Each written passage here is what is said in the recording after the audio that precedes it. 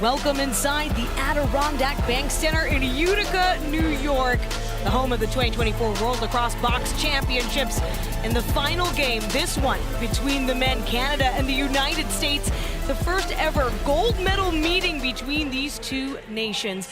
The Canadian men, 5-time world champions in box lacrosse. They are absolutely perfect when it comes to wins. So the United States with a very tough test ahead. I am Daniela Ponticelli alongside Mitch Belisle, and you've played for the United States national team in box lacrosse, and you know what a tough test this is. This is huge, an absolute massive opportunity for the United States to take their next step in the box evolution and push through past not just from bronze to silver, but from silver to gold, and this is how they got there. Canada, not the hardest path to get there with a 22-4 and then 20-3 victory. United States versus Haudenosaunee, a 12-11 thriller right here 2 nights ago. And if you're just joining us as well, the women's final just wrapping up, and the United States women able to take the first ever women's World Lacrosse Box Championship title against Canada. So perhaps a chance for the U.S. to sweep, we will see. But overall, it'll come down to big scoring from both sides, and the Canadians, well, they've got Jeff Teat. Yeah, he's a player I'm very familiar with, being a Cornell player as well as the top offensive player from the New York Riptide in the National Lacrosse League. Jeff Teat, number 51, is a phenom. He's what they call a generational player. He came into the U.S.-Canada pool play game at 1 goal and 11 assists, and absolutely, we called him a player to watch in that game, exploded, went off, and has been a key contributor for this Canadian offense that features so many weapons. And then on the other side, you've got the young gun in Joey Spallina, and both these two men have been tremendous for their teams. Jeff Teat, of course, having that breakout game, but for Joey Spallina, it all started early, actually, in the tournament. Yeah, one of the only 2 college players on this United States roster. He's played up in Canada in the summers, and he has come out firing. He scored 4 goals in their opening game and has not looked back. He just seems to score the goals in the most clutch moments. He's physical. He does a little bit of everything, and he is really the motor that makes that right side run on this United States offense. And Canada, of course, the team to beat in this game. And the United States, well, they came close, Mitch. We saw that in Oneida, Indian Nation, Tuesday night, final pool play game.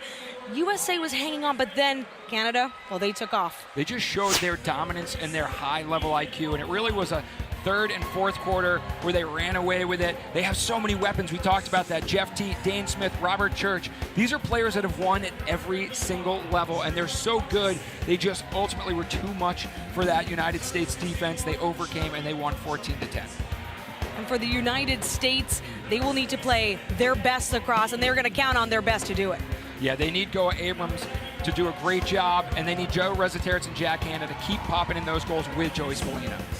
So all of the offensive threats, well, they're all getting ready here as more history is on the line at the 2024 World Lacrosse Box Championships in Utica, New York. The United States and Canada meet for the first time in the men's final. The gold medal game is next.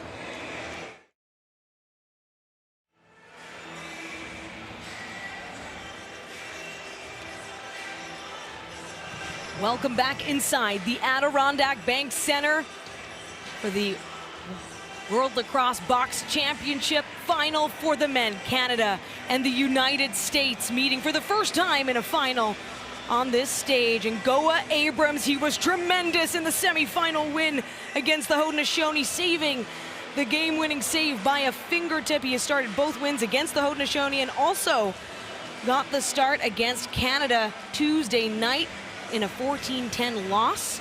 Meanwhile, for the Canadians, they will rely on Christian Del Bianco. One start in this tournament, it was against the United States. The win Tuesday allowed 10 goals, made 36 saves. And now we'll head down to our Mackie Jenner standing by.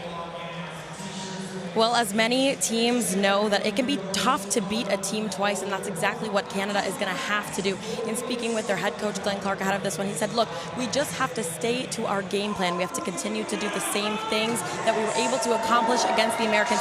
On the other side, talking to some of their players ahead of this one, they said, look, we're in a dogfight here. We know that we're the underdog, but we are absolutely ready for the challenge. We felt it. We have the momentum coming off of that huge semifinal game, and they're roaring and ready to go.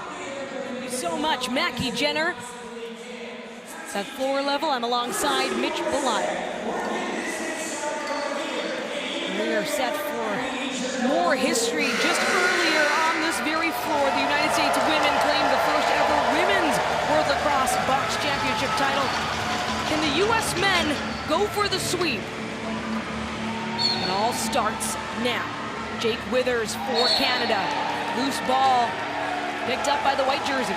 Nardella and Withers, that's a matchup to watch. Nardella was not healthy for their first matchup, so that'll be interesting as Tim Edwards took a majority of the draws against Withers in that first battle of these two Titans. It is actually the United States possession to kick things off. Flipping through, coming across, bouncer. Del Bianco, you can watch for him in the long feeds as well. Dane Smith, dangerous for the Canadians, along with Josh Byrne. He's cutting to the inside. That's a big stop for the American defense to set the tone early. They want to pack it in and force the outside shots. Goa Abrams, so confident, so calm, so cool and collected. CJ Kirst goes over the top. And there's the long outlet feed. Latrell Harris gonna wait for numbers. Harris with the dive. Goa Abrams with a big save to get things started. That's a huge save for Abrams. A little too much lackadaisical play from the defense there as they were all over, matched up one-on-one, and they just let Latrell Harris come underneath. Steve Criollo flips it out to Robert Church, one of Canada's many offensive threats. Westberg as well in the mix. They're drawing defenders over to the right side. Byrne puts it up and over, but shot clock runs out. Nice tight defensive pack there. Josh Byrne, he's a guy that typically is really focused on scoring. He's been dishing out assists as we see a look at Goa Abrams, 77% save percentage. He's gonna have to have his best game tonight for the U.S. to get a chance to win. And fans of the National Lacrosse League will certainly enjoy this game as well. So many players representing their nations, but also now working with one another and working apart from each other. Teammates in the NLL, but opponents here today. Back down, looking for some space is Dane Smith.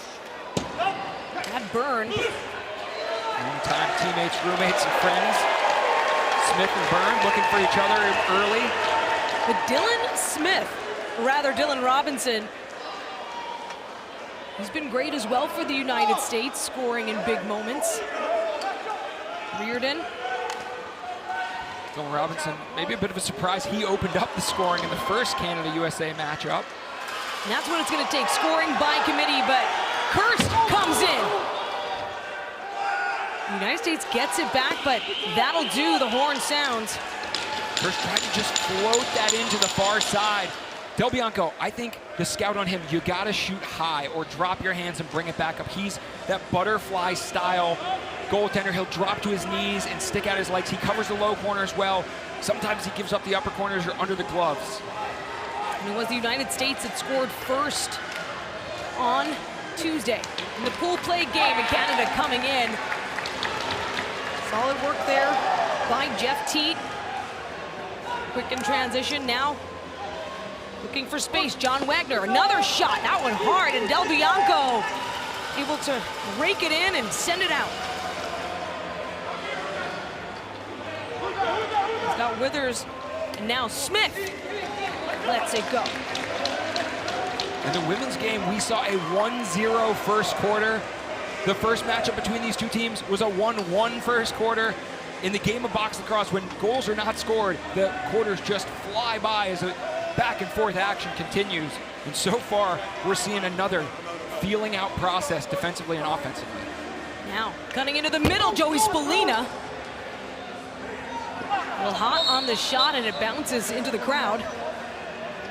So a quick start from both sides in terms of the pace and intensity as expected. And towards the end of that game on Tuesday between these two, things got very chippy and heated. Discipline will be a big factor here as well. Josh Byrne. He picks up speed. Pressure. Chance for Robert Church. He likes to go airborne. He's so slippery. He finds himself wide open, but just was towing the crease and couldn't keep himself out far enough. He tries to tuck it over Abrams' shoulder. A longtime fan favorite in Saskatchewan. Now coming in. Looks for space and a big shot. What a rocket from Jack Hanna. Watch out, number 33 for the United States. Matt Gilray sends it back to Brian Cole. Trades it up to Smith. He's gonna draw men his way. Has some help off the bench this time. Byrne! Hard off the end boards.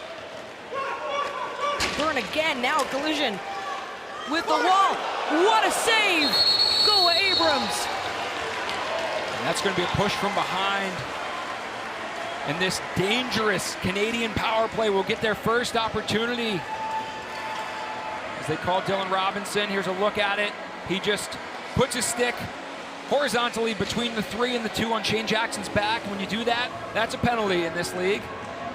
Shane Jackson had himself a game against the United States, a hat trick and an assist. That was pool play though. This is a gold medal final. Canada's power play getting to work. They did allow a shorthanded goal against though from John Wagner of the United States. However, since going into the playoffs, they're a perfect 3 for 3. Behind the net dunk attempt. Stopped short. That was Robert Church. Sorry, 6 for 6 on the power play in the playoff round. So they're feeling pretty good about that power play. But the U.S., no slouches, doing a nice job at a 75% clip since finishing up pool play. And had a very tough contest against the Haudenosaunee, and it's that battling through adversity as a triple team going down there. Canada, 5-on-4 advantage. Dane Smith, they have plenty of time to get set up. 20 seconds on the shot clock. Look for Jeff Teat slipping to the inside. He's getting set up down low. Right there he is. Jeff Teat puts the shot on, gets it back out to Dane Smith, back to Teat. Josh Byrne up top, behind the back, Teat. They'll take it around, Dane Smith. He was looking for the target. Canada, another repossession here, 45 on the power play. 24 on the shot clock, loose ball, Byrne. Jeff Teat will take it back out to Dane Smith off the legs of Goa Abrams. And that was a soak by 37, Ethan O'Connor. You can see he felt every bit of that one, but they hurt a lot less when they don't go in. 20 seconds, Canada just ruling possession here, still trying to break through. Dane Smith was looking for Shane Jackson back there. And Shane Jackson expected that to be a shot there, wasn't ready for it. And that's a huge penalty kill as the U.S. are able to knock that one off. And with so many weapons, this Canadian power play, you just have to pick your poison right there. They did a great job of forcing those outside shots, and Goa Abrams came up big with a few saves. C.J. Kirst is down low, and he did not play against Canada in pool play. The opening frame flying by here, just under 8 minutes left, and it's a scoreless tie in the men's gold medal game.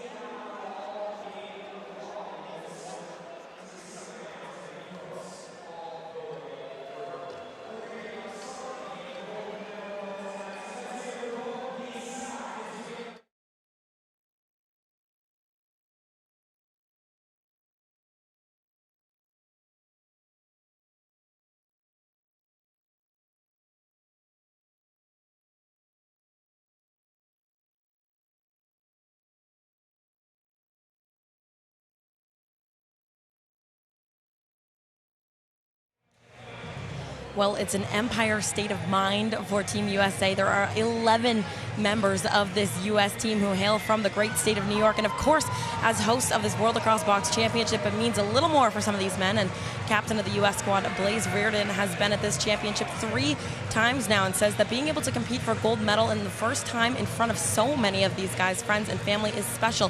It's about more than a game. It's about representing the state that gave them so much and how much it's grown here. But Mitch, I gotta say, I know there are also a few guys from New Jersey, so don't worry, I won't leave them out either. Thanks, Mackie. Don't sleep on the bridge and tunnel crew as CJ Kirst almost gets the U.S. on the board there with a beautiful spot feed. And Christian Del Bianco, though, denies that. United States trailing in the shots on goal 10-6. Good effort there, Westberg settling it down for Canada. Still looking for an opening goal in this gold medal game. Berg, he drives to the middle. Over and taken away. Beautiful turnover, TJ Camizio carries it out. He's got support, Joe Reza-Terrence. Reza-Terrence gets flattened, now Canada will run in reverse transition. Graham Hossack sends it back to Withers. Dane Smith already calling for his offense. Jeff Teat out as well. Teat and Church getting to work. Pick set there. Church finding his way. Jeff Teat over the top. The United States take possession, not quite denied on the center line. Dane Smith tracks it back. That's a costly turnover. Every possession so valuable as you're looking to get that first goal and the momentum swinging your way. Canada definitely winning the possession game and a first goal. Who else but Jeff Teat?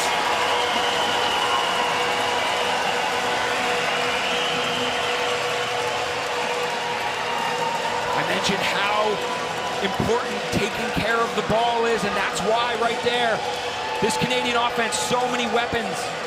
They've got 5 players on their offense in double-digit goals in just 6 games, and Jeff Teat is one of those guys with 11 so far. He puts his dirty dozenth in a beautiful little just float down that alley and then puts it far side through the stick check. He's been doing it for a long time. So Canada open scoring here. Jeff Teat is adding to his impressive goal tally so far in the tournament. Having that breakout game against the United States. Berg flips it far side. Shane Jackson keeps it away. Robert Church on the outside. Now cuts in. Church is down low. Josh Byrne, bouncer. Quick work now to get it down to Connor Kirst. He had the game-winning goal against the Haudenosaunee. And just an incredible matchup. So funny, I talked about how Connor Kirst just loves putting it in the top right corner, and of course, for the game-winning goal against the Haudenosaunee, he puts it top left. That's what he does. Mac O'Keefe as well, drawing defenders his way. Quick switch up, down low. That was Ressa Territz. Now another chance, that one off the post for Jack Hanna. I don't know if I love that take by Jack Hanna there. They had a fresh shot clock, a tired Canadian defense on, and he just loses his angle there. Canada, Smith. That one gets the shoulder of Abrams, standing tall in net. But streaking across, no, Camizio, of course, will slow up. Get the offense out, Wagner. And this will be the first extended possession, 5-on-5. We've really gotten to see this United States offense. Now 14 seconds here. Coverage now to the inside. Reardon was there. Running down the other way. Wagner had stayed and played. He's going to get off now, but I was to play defense, then offense, and get back and play defense. That's a tall task. Robert Church comes in.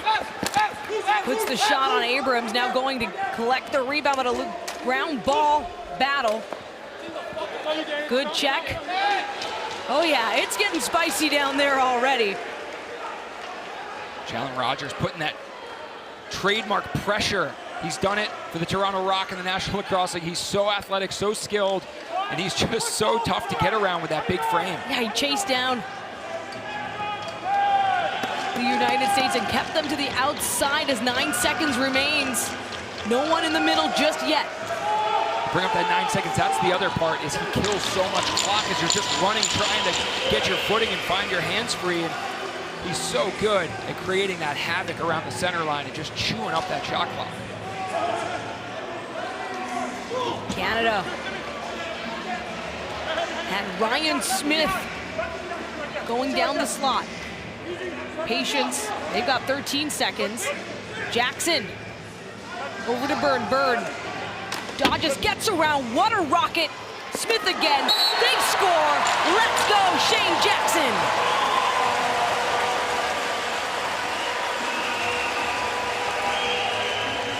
Canada with a 2-0 lead. Shane Jackson has been doing that for so long, but the credit deserves to go to number 43, Ryan Smith. He's been in and out of the lineup. I think they're trying to get him back to 100%, and he looks, as he picks up this wide open rebound, he has a one-on-one with Goa Abrams, but takes the extra second, and Shane Jackson coming around Joel White. He brings Joel White towards him. What a one more pass there by Ryan Smith. In fact, Ryan Smith, as you said, was not in the lineup against the United States on Tuesday, and that was just a precautionary measure, knowing he had a bit of an injury prior to the tournament, and just making sure that managing player health is so key in a tournament like this. In all, 133 games played between the men and the women to bring us to this final game on the line.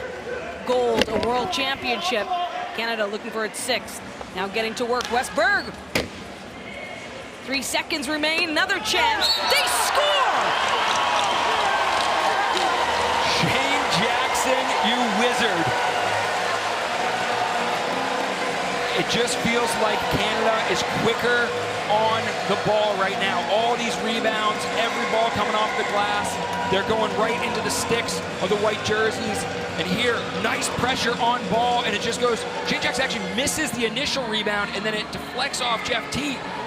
But Shane Jackson just trying to get the reset, no angle, and somehow that squeaks through. And Connor Kirst was with him, but Shane Jackson just so fast. Now back-to-back goals for number 32. That one unassisted, but before that, Ryan Smith helping out for the Canadians. Jeff Teat with the opening goal, helped by Dane Smith. We're getting to an early start here for Canada, a 3-0 lead. That was not the case in their first meeting.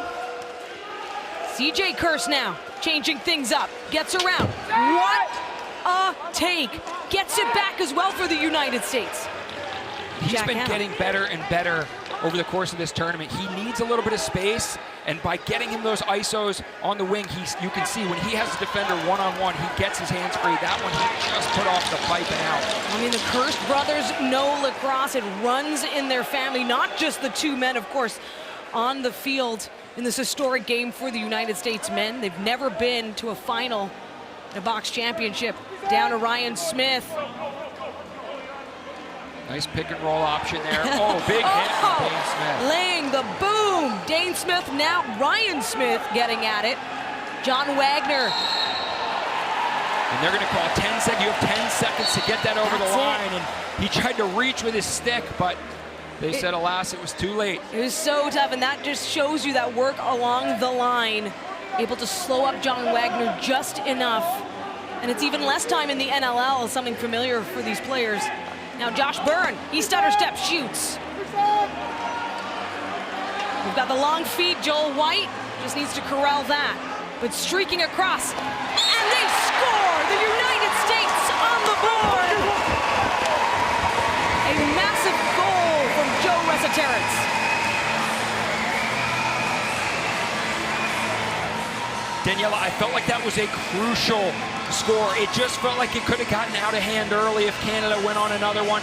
And Joel White jams on the brakes, almost looks like he's pulling out, and it freezes Priolo. And Priolo gives just enough space for Resetarits. Resetarits has struggled shooting. I feel like he has not been able to find those gaps, and he makes sure to bury on that crucial first goal for the United States. I mean, that's tough too. Priolo, just an incredible defender for Canada as well. But now, just a 2-goal lead and a big chance here. Camizio puts it on Del Bianco. That time, Christian Del Bianco saying, I'm going to send this one out. Has Graham Hossack. Camizio was on his wrong side there, but I still like that take. He had a good look, but Del Bianco just so good. Flashes that right shoulder to shrug that one away. Teat down low for Canada. Byrne to Smith. Smith switches it up. Westberg. You don't see him miss from there often. Nice save by Go Abrams. USA is pushing the pace here. 13 seconds left in the opening frame, and they've got a goal on the board in fast fashion. We've got a 6-on-5 now. Final moments. Hard bounce. Spallina with a rocket. Soaked by Priolo just to close things out in this 15 minutes. Canada off to the races with a 3-0 start, but then the United States, Joe Resetarits comes out. We're already getting into the mix here with these players. We saw Joey Spallina score from downtown against the Haudenosaunee to open things up it feels like months ago, but it was about a week ago now, Daniela, and this time Canada soaks it. A fast start here to the gold medal game. Canada up 3-1 on the United States.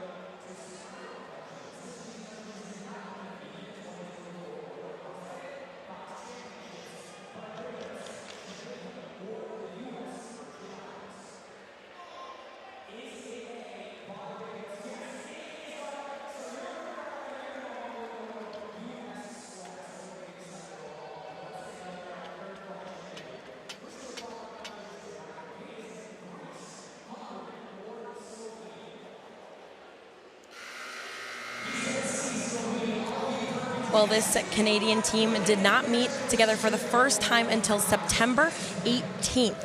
But watching the way they've played, you almost would not have any idea that that was the first time they met. But head coach Glenn Clark said that they know that they have some of the best lacrosse players in the world, but this group has absolutely had no issue buying into their systems, hence why they've just been able to gel so easily.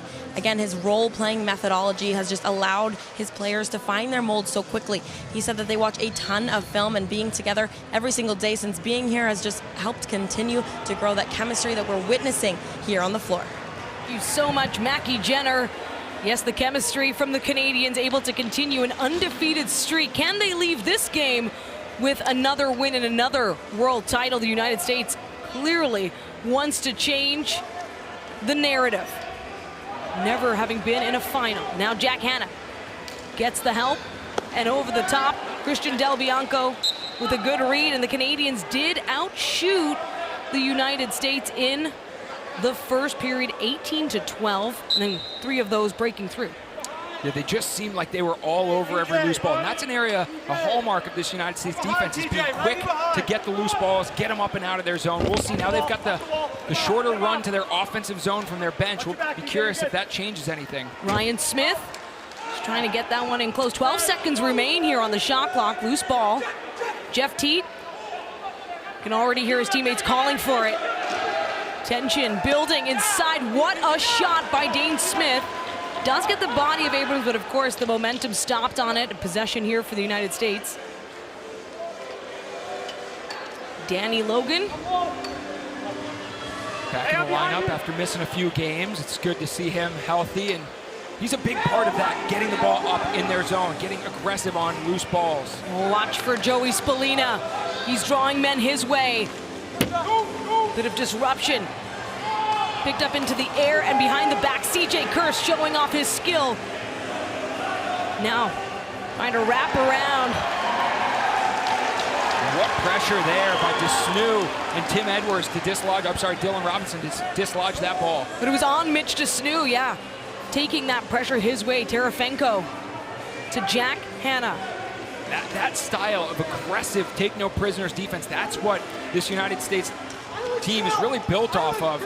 It's can they score goals in the offensive zone? Oh, Jack Hanna with an incredible moment there, but streaking the other way. Zach Currier back to it, scores for Canada.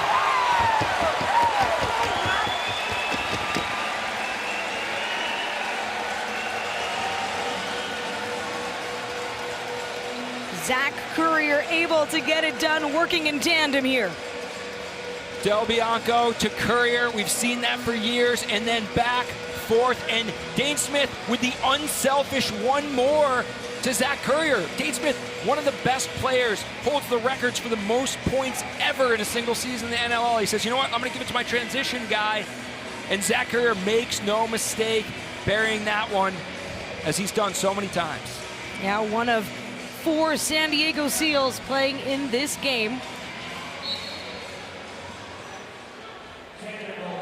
So Canada up now 4-1, restoring that 3-goal lead. They kick things off with John Wagner. Sends it over. Trying to overload right side. Reardon, the captain, settling things back for the United States. Jack Hanna, 15 seconds. Plenty of time. And that aggressive, yeah, just the aggression from Mitch DeSnu. Resetarits. And there's a hard shot. Big stop by Del Bianco. Connor Kirst going for the scoop. And this is where they got to slow it down. That was a great offensive possession. They made the one more look. They keep shooting low on Del Bianco. I want to see them aim for corners and gloves. Mac O'Keefe. He gets the help from Reardon. Switch things up. Resetarits over to Jack Hanna this time. 10 seconds. Resetarits getting caught up on Mitch DeSnu. That gives Brian Cole some space and time to get down.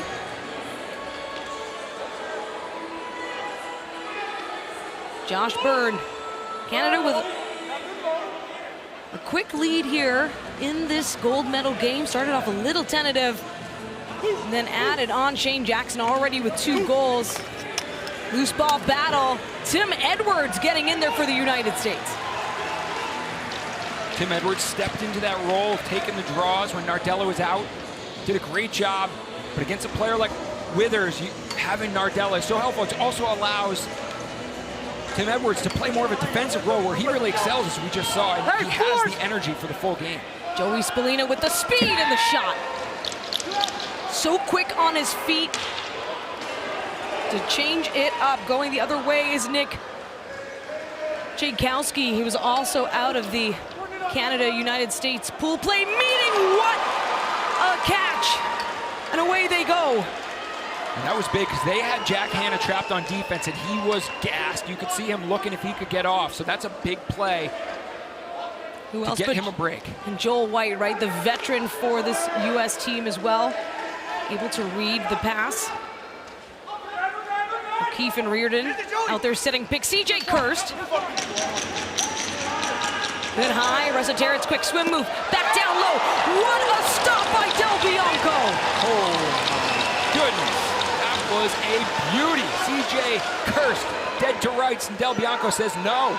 And that's how you earn your #1 spot as a goaltender with a three-headed monster that Canada has.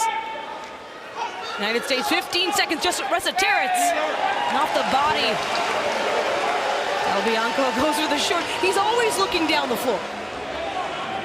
It's like a check down quarterback. He looks for the long bomb and then he finds his check down, but he likes to throw the long bomb. What an intense possession there for the United States. Lots of great looks. They're looking for their second goal. Canada, meanwhile, looking to add on. Dylan Robinson almost deflected off his chest and in. They're pushing in transition. And they've got to watch that. Terefenko now down low. What a save yet again, Del Bianco. And that was scouting report right there. He knew Connor Kirst. We got transition the other way. Brian Cole, he was looking over at Ryan Smith, takes the shot. Why not? Makes Abram think anyhow. Up and down and up and down. This is the action the fans here at the Adirondack Bank Center came for. It's Connor Kirst, the scout, as I was saying, is to take that top right away, and Del Bianco has been watching film. Mac O'Keefe down low as well. Trying to split the D. Jack Hanna gets it back, 7 seconds. Latrell Harris not giving him any room, just smothering defense from the Canadians. Now Harris. He sends it far side. Westberg. Taking his time here. Not quite. Dane Smith had it. Now Shane Jackson. He steps in. Jackson lets it fly. He's already got those 2 goals. Terefenko so fast. He's got people moving others out of the way in an open lane on Del Bianco. And that one somehow gets through, but deflects out wide, and that'll be a reset to get this United States offense on. Well, keep your eyes on 22. He always seems to have a knack for scoring the important goal. Yeah, a huge opportunity here for the United States with that fresh 30 in the offensive zone. Resetarits going to shake off Courier. O'Keefe. Resetarits again, top slot behind the back. Spallina, they score! It's a team effort for the United States. And Mac O'Keefe will add a second goal for the United States. And that was almost identical to what we saw on that end for Canada, where dead to rights you had Spallina stepping down with a beautiful shot. That 2-man game, he picks, he repicks, and then is wide open, but instead of shooting it himself, he fires that across, and O'Keefe, Del Bianco had made almost an identical save on CJ Kirst, but this time they're able to pass it by him.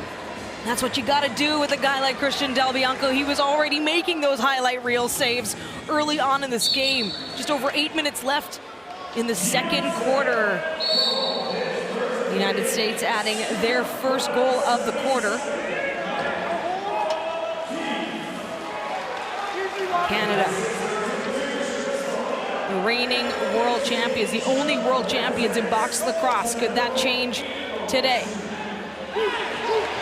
All the pressure on Jeff Teat. They're going to want to close him out. Connor Kirst, yeah. TJ Comizio with a beautiful lift check, almost like what you teach the 5th graders. You go for the bottom hand, you lift, and he does it against the best in the world right there to dislodge the ball. You'll just see such good defense from both of these teams. They're so solid and also so athletic. United States closing in here, getting all that movement. Hannah from the outside sends it down with Territz. We had Bertrand down low.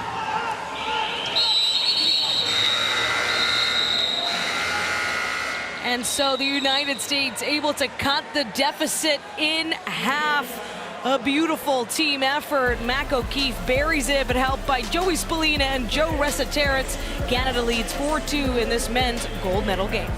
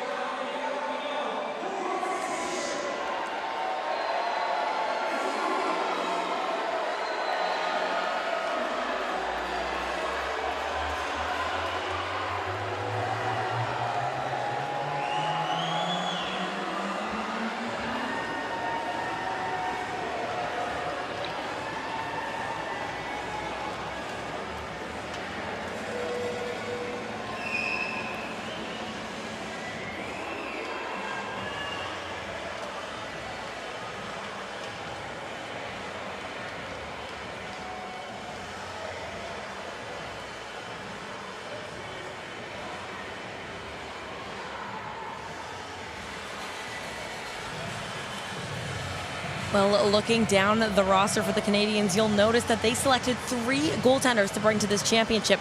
Dylan Ward, Christian Delbianco, and Nick Rose. And the 3 pose a bit of a 3-headed monster for this Canadian last line of defense. Coach Clark said it was really merit-based when it came to the decision to bring 3. They all played so well at training camp, and he felt that they all deserved to be here. They continued to push one another, ultimately raise that level of compete, and again, so far boding well for the Canadians. Thank you so much, Mackie Jenner. And yes, the Americans out shooting Canada right now in the second quarter, 9-5. Just past the halfway mark here in the second frame. Teat, Smith, Goa Abrams keeps it out. And the power on that shot. Goa Abrams' stick almost went back through his legs, but stands tall, uses that big frame to keep it out. Yeah, the United States winning this quarter so far as well, able to get that goal, or rather tie it up when it comes to second quarter goals. O'Keefe and Territz, they've already connected. And CJ Kurse getting close. Great look, swim move behind the net. Draws the attention, Spallina, Territz. No goal as the time ran out. Good movement with this USA offense. They're finally getting into a rhythm, but that time just a second too late as they get the one more pass that was after the shot clock expired. And it was such a good look. It will be U.S. possession. TJ Comizio feeling that one. Now Wagner. Oh, what a nice strip. Quick work by Mitch DeSnew. DeSnew so tough, so physical, but every now and then can throw that over-the-head check that you don't see coming, and that's why he's so dangerous on defense, because you never quite know what you're going to get. Is it going to be a hard cross-check? Is it going to be a takeaway check? Plays for the Toronto Rock. Jeff Teat through traffic. Comizio gets a stick on it. Teat grabs it back. 4 seconds remain. Jeff Teat, is he going to go for it? The pressure too intense there. No chance for the shot. Good defense by Ethan O'Connor there as he holds Jeff Teat. Those are dangerous. When a player like Jeff Teat has almost no time in the shot clock, there's nothing to lose, right? They're going to go hard to the net.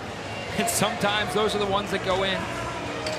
Spallina over to Reardon. And if these two get rolling, they certainly did against Canada earlier this week. Jack Hanna out again. They'll come right for Blaze Reardon with a rocket, buries it right in front.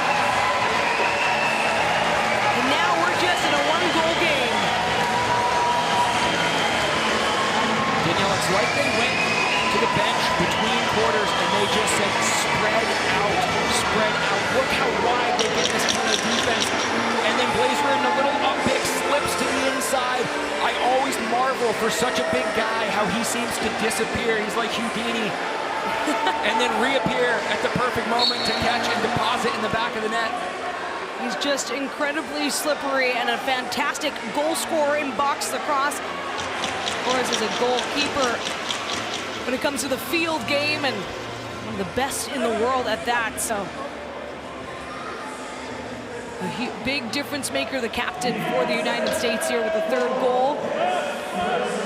They wanted to keep it close. Josh Byrne over the top. They know they have to, I should say, keep it close, Mitch. Yeah, I think this is what, if they can come out and keep this close in the first half, then they just got to claw, scratch and claw. Canada went up 3-0, and I was a little worried, but then Reza Terrett's putting the team on his back, scoring that big goal, and since then, they've looked like a whole new offense. Reza Terrett's behind the back, kept out by Del Bianco. And that one came off the pipe, Daniela. What a take by 61, big birdie. Hannah create some space for Reza Terrett. He comes in. Standing tall is Del Bianco. That was like a stalemate. He was waiting for Del Bianco to bite on a fake, and he just did not. Del Bianco so stout inside on those one-on-ones. Big standoff there. Dane Smith settling it down, 15 seconds for Canada. Berg and Teat getting to work and then cut down low. Berg is there. Teat once more. Over the top, Dane Smith is running out of time. And there's just bodies over bodies on the floor. Robinson to Spallina. Spallina with the shot. Ethan O'Connor was all the way back in the DN. He had just picked himself off the turf. He's putting his hands up like, slow down, stop. Spallina says, eh. He's gonna take it. He has struck before from so many different angles in this tournament. Byrne to Berg and back. Byrne looking to draw the men his way, does get it. Tim Edwards trying to track. Nifty shot, gets it back. What a catch by 32. Shane Jackson.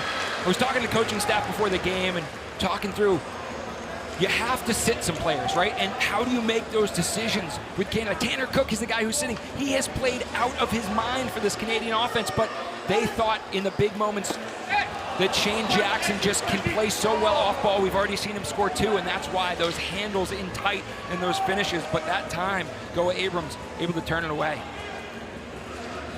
Trell Harris over to Dane Smith, and we're approaching the final 2 minutes here before the half. We're in a 1-goal game. Canada in the offensive zone. Teat is hoping to get it out to Byrne. That smothering defense of the United States, though, coming in clutch here. Yeah, it seems like this second quarter, they've just been livelier off the rebounds. They're attacking the ball on the ground, and that's making all the difference as Canada hasn't been able to get those second chance opportunities. CJ Kurz shakes off Withers. Over to Spallina. Spallina draws. Now Reza Terrett rips it.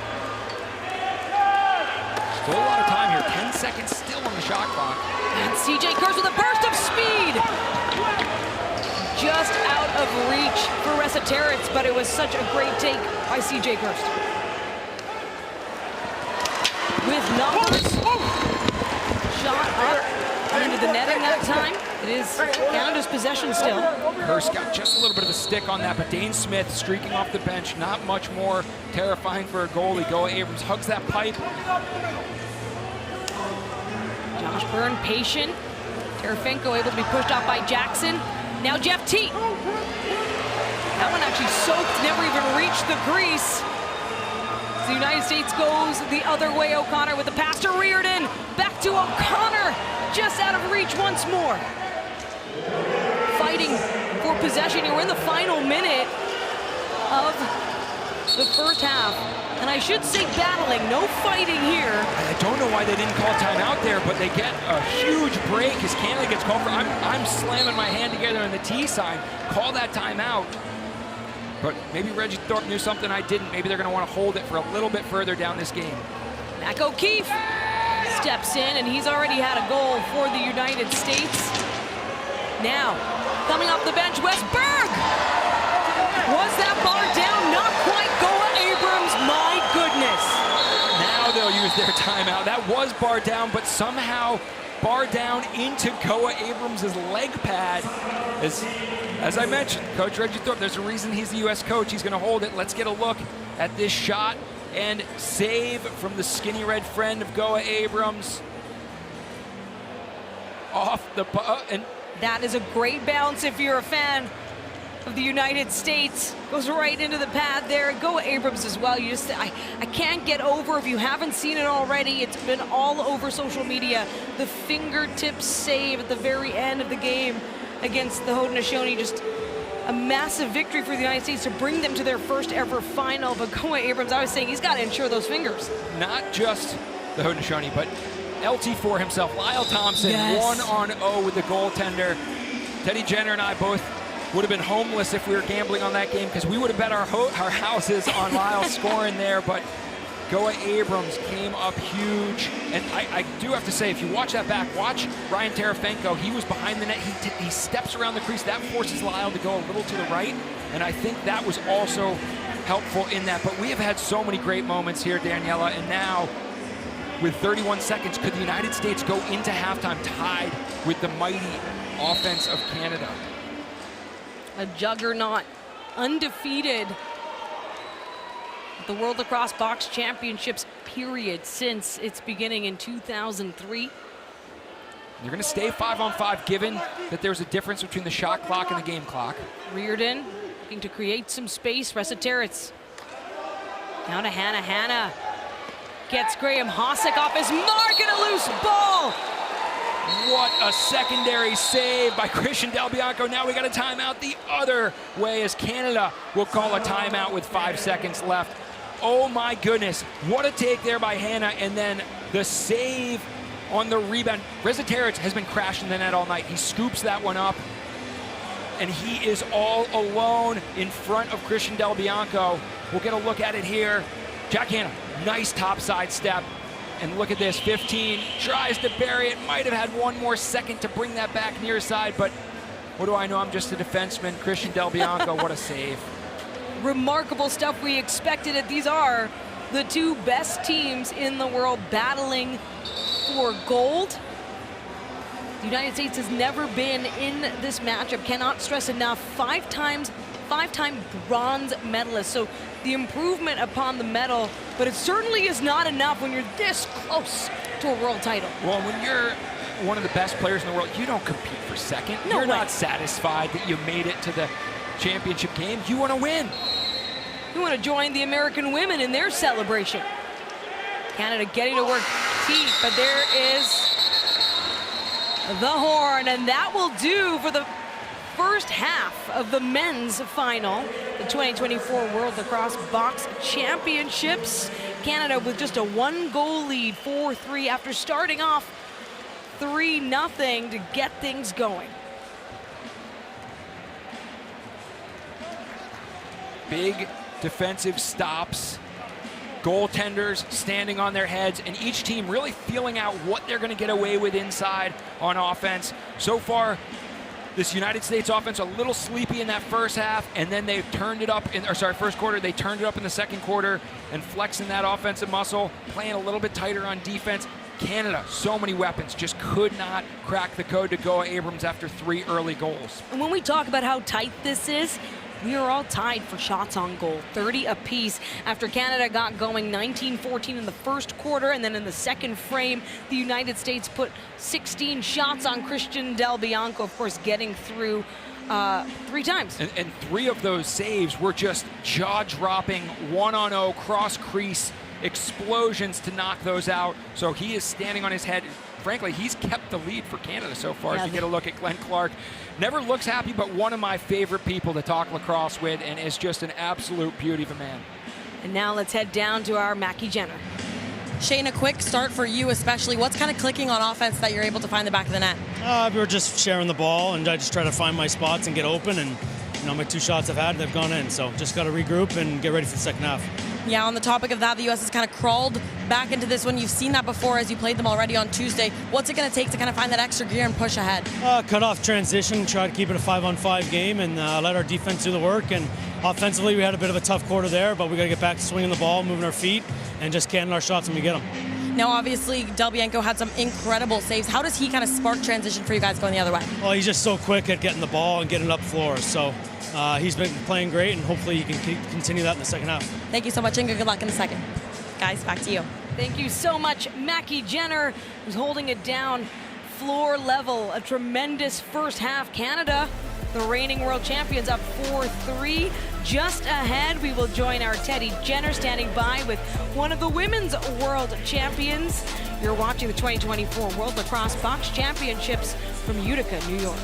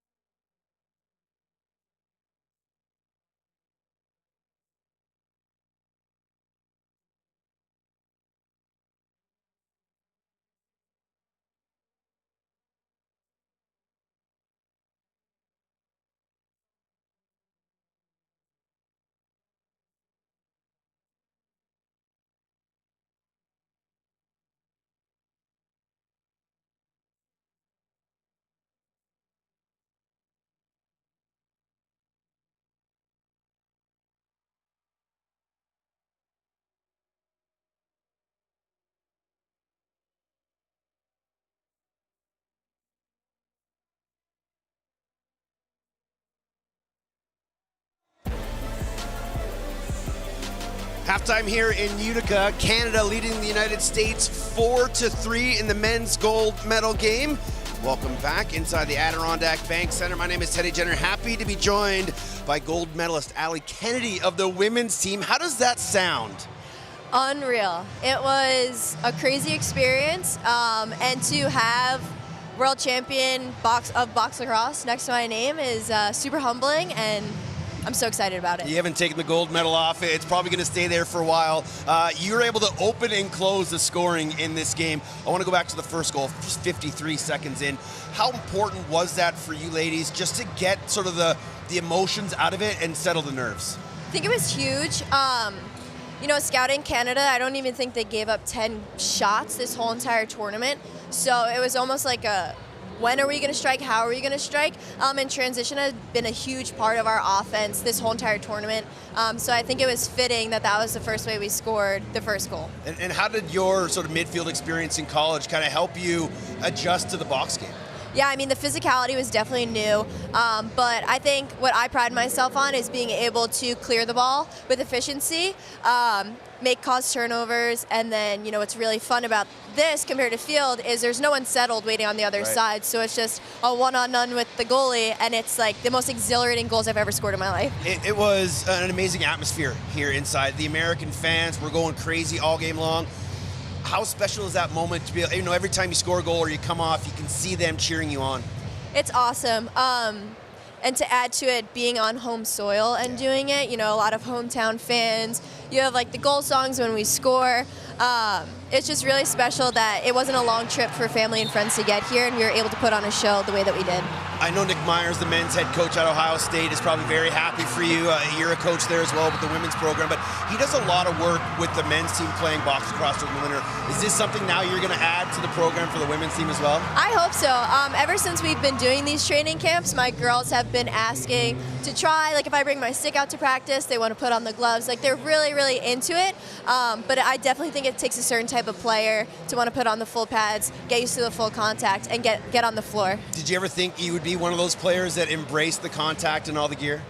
I think so. My track record, especially in college, wasn't that great. I was definitely more of a physical, aggressive player, so that helped me translate a lot more to box. You get to leave here as a World Box Champion. You had to add that to your field champion. What does this moment mean to you?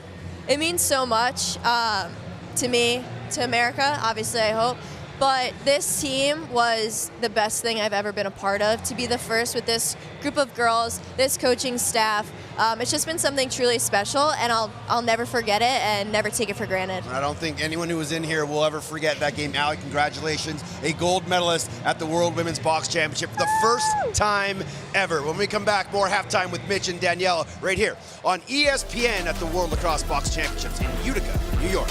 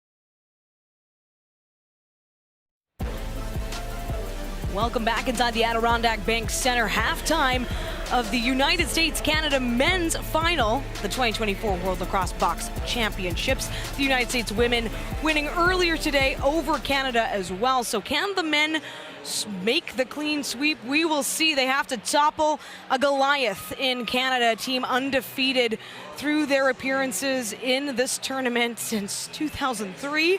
But the first half, a great look if you're a fan of the United States. However, it did start with scoring on the Canadian side, 8 minutes and 44 seconds in. Yeah, maybe as expected from the favorites. They came out hot. They scored 3 goals right off the bat, and it came from some places maybe you thought it would and maybe some you didn't. Jeff Teat definitely a guy that we keyed in on before the game, and that's why. But then it was Shane Jackson, Mr. Johnny on the spot, finding the back door, cut there, and then here, just a gift as the rebound comes up to him, and he buries it from absolutely no angle. But the United States was not deterred. Joe Rezateritz, the assistant captain, in transition striking before Canada, showing that they can push the pace a little bit in transition as well, and beautiful stick work there.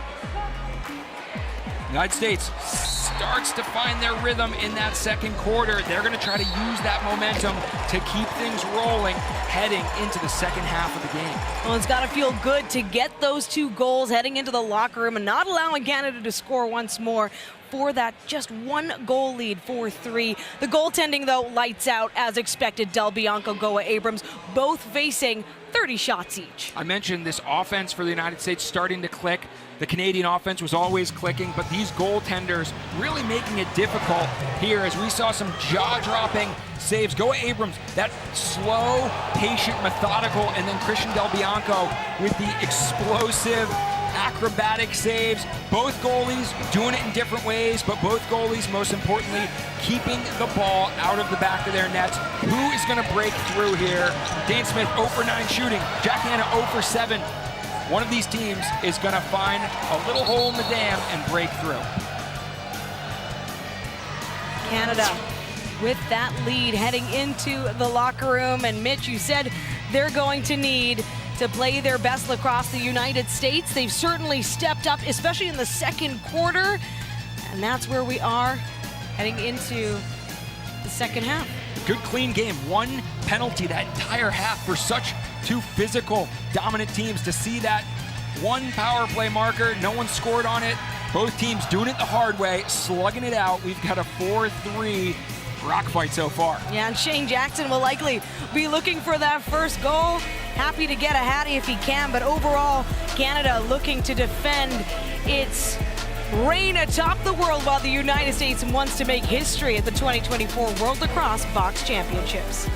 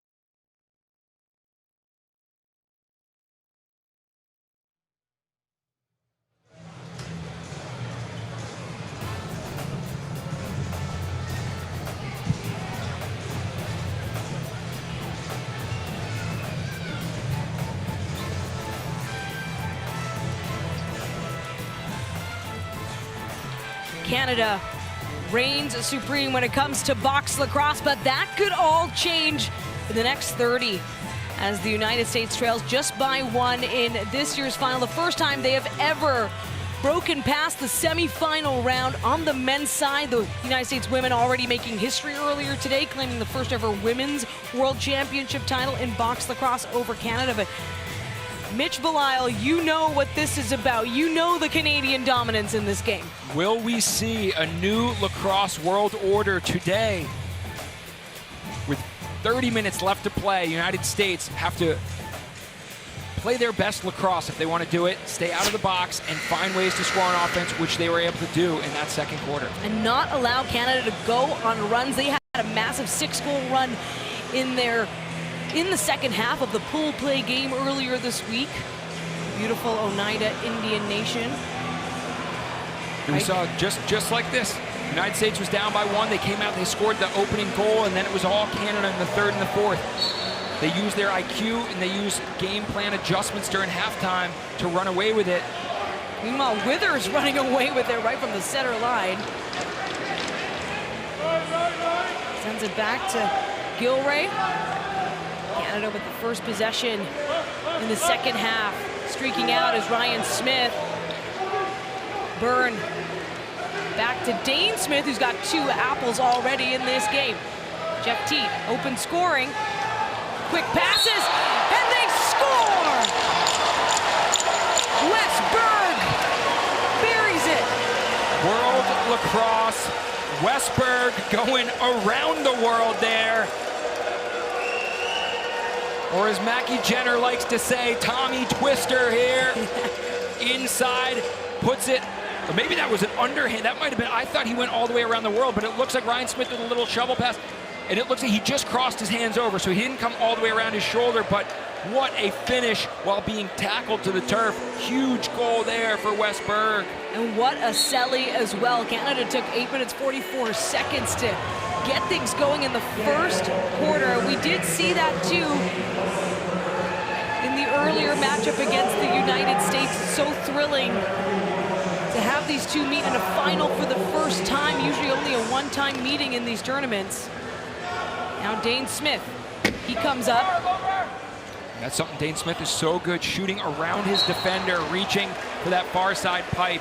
He's so tall as well, has that room to kind of maneuver around. Canada Kirst.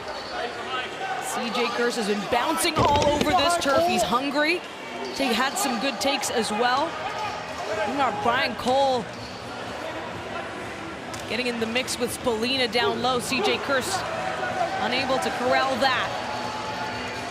He and Bertrand were working hard, but just didn't have that rhythm with the righties. So they're working hard off ball, trying to get open. They just couldn't find a seam or a gap.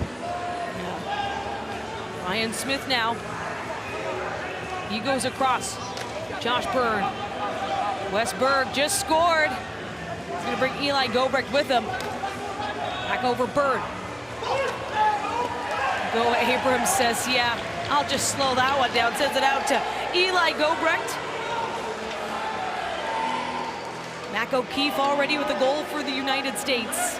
And there's Blaze Reardon, scoring machine, their captain.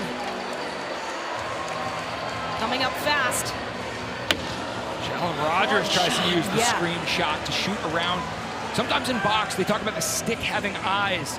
You don't necessarily need to see the goal. If you reach out, that's another 3 feet that your stick is, and you can snap that around your defender. The stick can find that spot just past the goalie's leg pads. Bertrand gets Brian Cole on the move, and Del Bianco. Too much time for Del Bianco to stare down that shot from Bertrand. He's so good. So athletic when it comes to just those quick movements. Great reactivity, and of course he's only played one other game, and it was against the United States in pool play. Nick Rose and Dylan Ward sharing the other duties.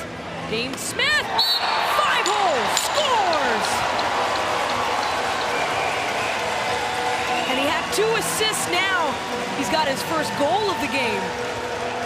You bring up a great point. He had 2 assists, beautiful assists in transition, but he had 9 shots in that first half.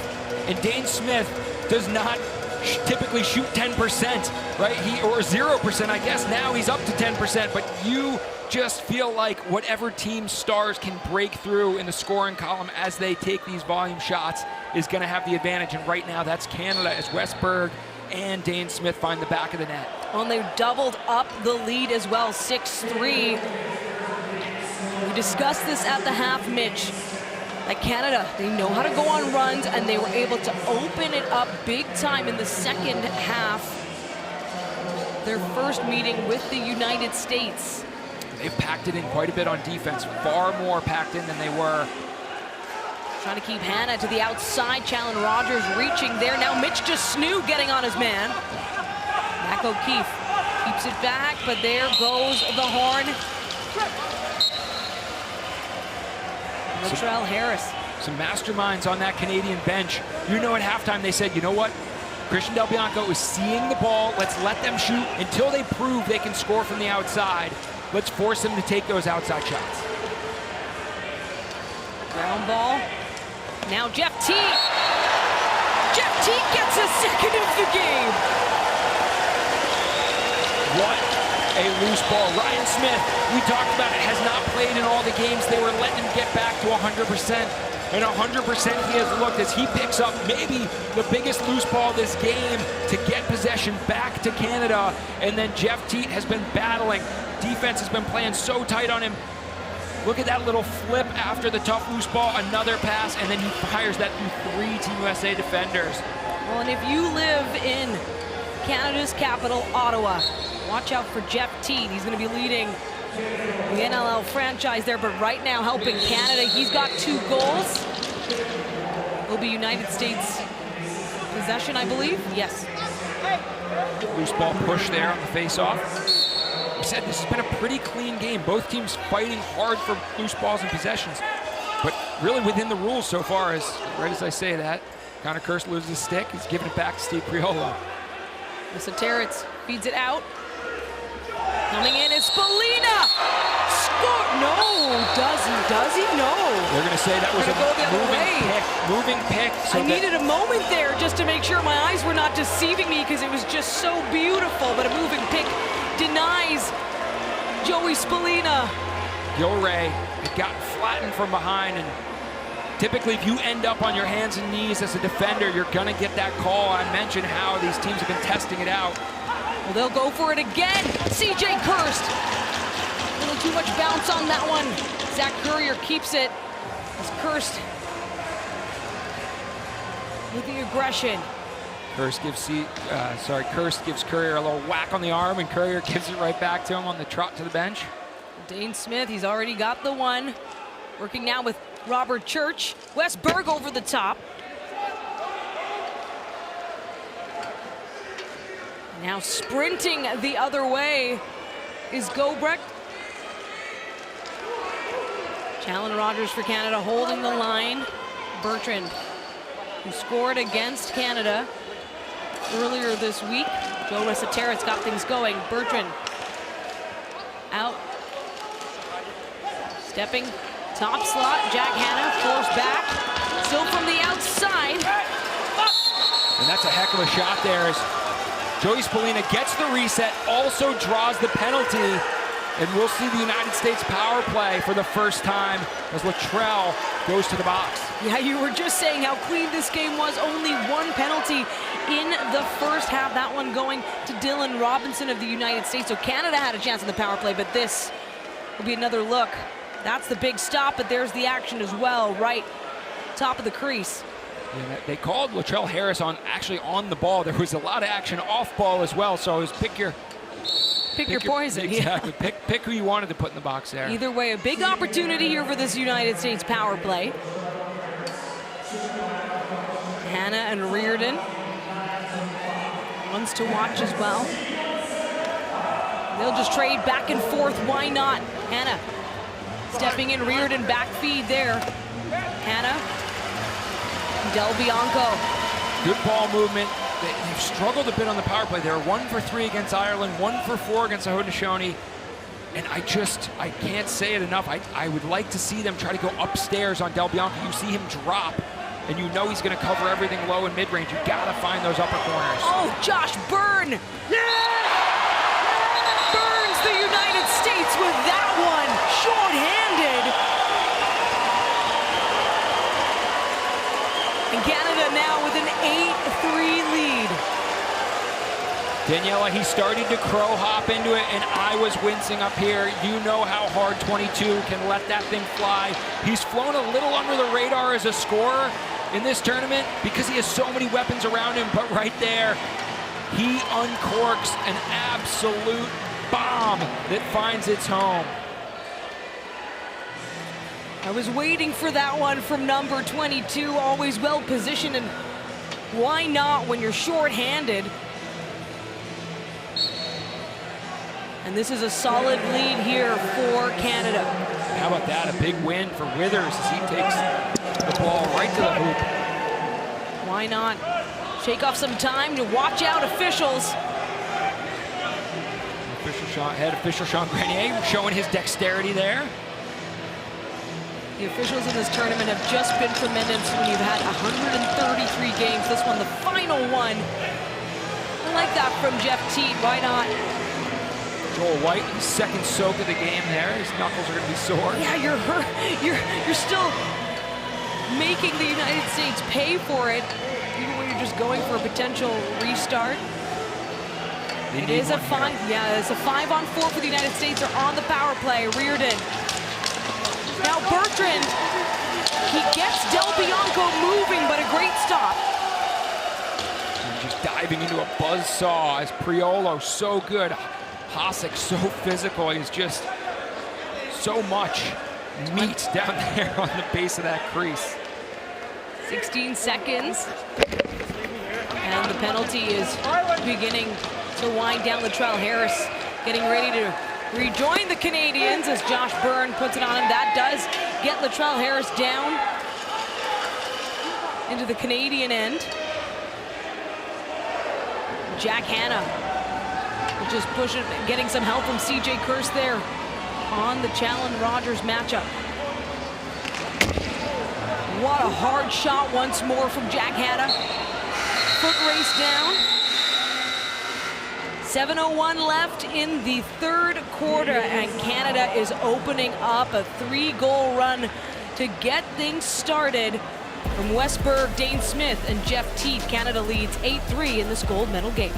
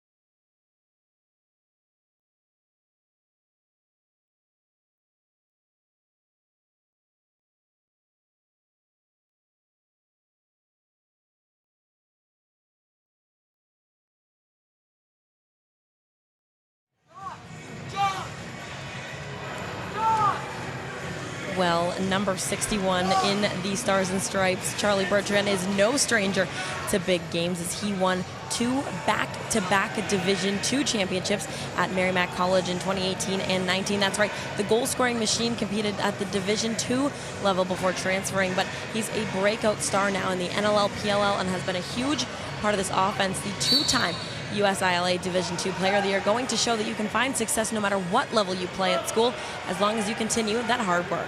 Thank you so much, Mackie Jenner.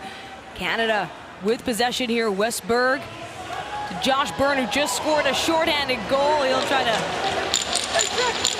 let one get close to Goa Abrams there. Not quite. He drew the penalty, more importantly, and so Canada will go back on the power play.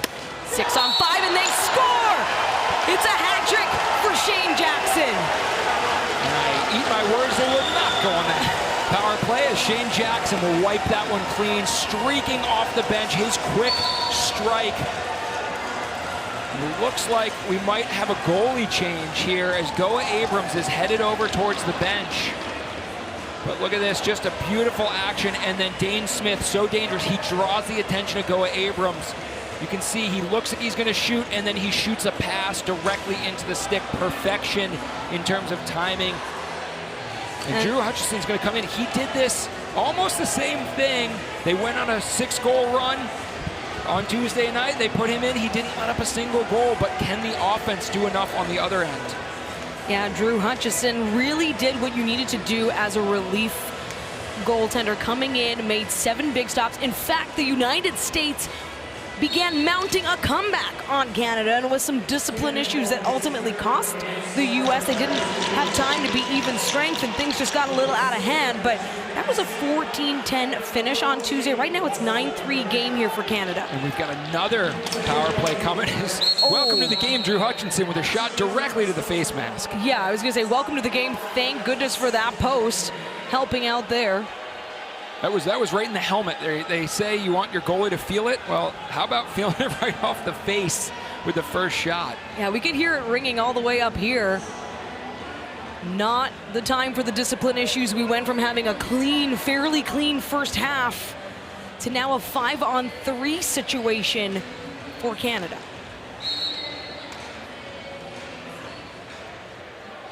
Dane Smith, Robert Church down low. They'll switch up.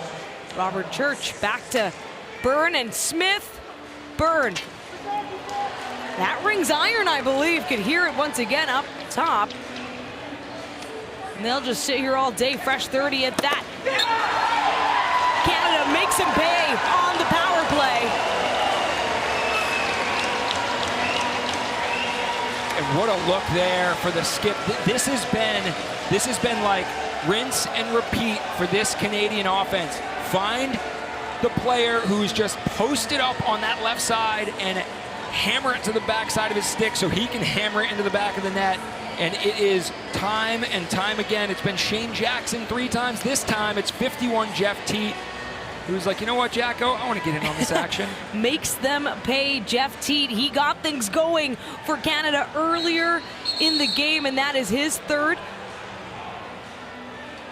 of this gold medal bout, if you will. Canada showing its dominance in box lacrosse with a 10-3 lead, and it started out just 4-3 coming into the second half. Joel White with a nice jump there behind the net, a little surprise. And now here to sort of reset the United States. If they can just end this run for Canada. Still plenty of time here. CJ Kirst. He's got John Wagner with him. I think Wagner's playing a little bit of that hybrid, play some offense, set some picks, and then get back and play. Well, there's the pick there. Now Kirst still waiting, patient. 7 seconds. Kirst comes in. Del Bianco reads it all the way through. And that's going to be a loose ball push, but that looked like, trying to figure out who it was, took a ride on the back of John Wagner right into the boards. They're just going to separate him and say that was just loose ball. Oh, yeah, Wagner's all kinds of fired up, and why not? Your team trailing, you want to get them going, get this United States offense That was firing. Brian Cole. They are shorthanded. CJ Kirst, right on time for the United States.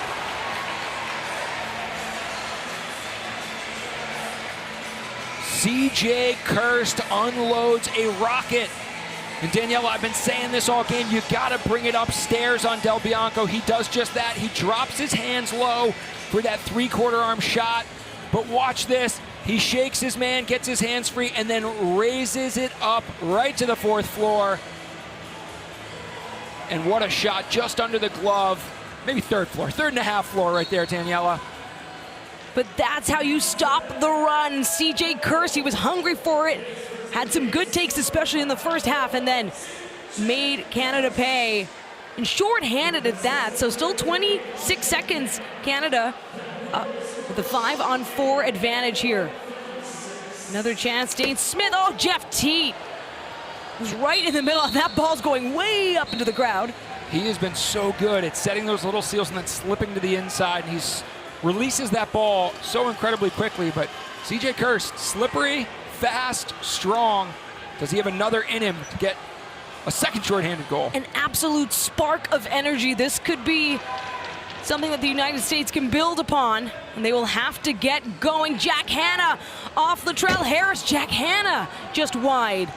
He tried for the little drop your hands, lift it up, but just goes wide. Hanna is a guy that they need to start scoring. He has not been able to find the back of the net, and he is their leading goal scorer, coming in with 15 goals. Well, and he had 2 goals, 2 assists in the big semifinal game, and then 1 goal, 1 assist against Canada. So, yes, he is key to this United States offense. Ryan Smith draws a man his way, goes for the dive. And that gives Terefenko all kinds of room. He goes for the pass. The United States denied by Del Bianco. That was Joe Resetarits, who hasn't been able to find that low twister, trying to get Del Bianco to open up. He just doesn't do it, but a nice push. But the United States needs one here in transition. So effective in transition, though, when he can connect now. Robert Church feeds it over. You like Gobrek pushing the pick out of there. That's how you play good physical off-ball defense. Yeah, and John Wagner as well. They were just looking to get a piece of Abrams. Wagner will carry it over. This next goal is crucial. To make this a 5-goal game, that feels manageable. But if Canada can extend to 11-4, then you just start feeling like you got to take too many chances down the stretch. Charlie Bertrand drew attention his way. Spalina had that shot there. What a shot. He's so good at bouncing those. And I think that might have caught pipe there. Another chance here for the United States, and plenty of time. And they're going to go man up here as the referee's arm is up. Hutchinson recognizes. Can they get a shot here before the shot clock? Yeah, they've got 13 seconds still. This is big here for the U.S. 6-on-5, Mac O'Keefe down to Kersey. All the way across to Spalina. Back out to Resetarits. And Canada's defense just able to clog up that space. USA, this power play, they have dangerous shooters, but can they find the motion to get Del Bianco off his line? So far, Canada's just packing it in and forcing those outside shots, and Del Bianco's so good. Here we see a little battle. Spalina, Latrell Harris. This is box lacrosse right there. A chop, a hit, but that one, just one too many as he cross-checks him in the back and takes a seat in the sin bin. And the last 4 goals between these two countries have all been a little special. Started with shorthanded and then extra attacker, power play marker shorthanded. Can the United States do it on the power play? Reardon winds up. Del Bianco, he goes to play it, still makes the stop again from Reardon. They look to go back to where the ball came from, and now we got some transition, but they're going to slow this up. Get the ball. Eli Salama recognizes he's got help. Give it to Josh Byrne. He's pretty good 4-on-5. Yeah, he's the one who started things going with that first shorthanded goal. And Shane Jackson got the extra attacker marker. Oh, that was off the post. Another chance here. Ryan Smith. It is Drew Hutchison in net for the United States. And this could be big. That change might have been at the perfect time.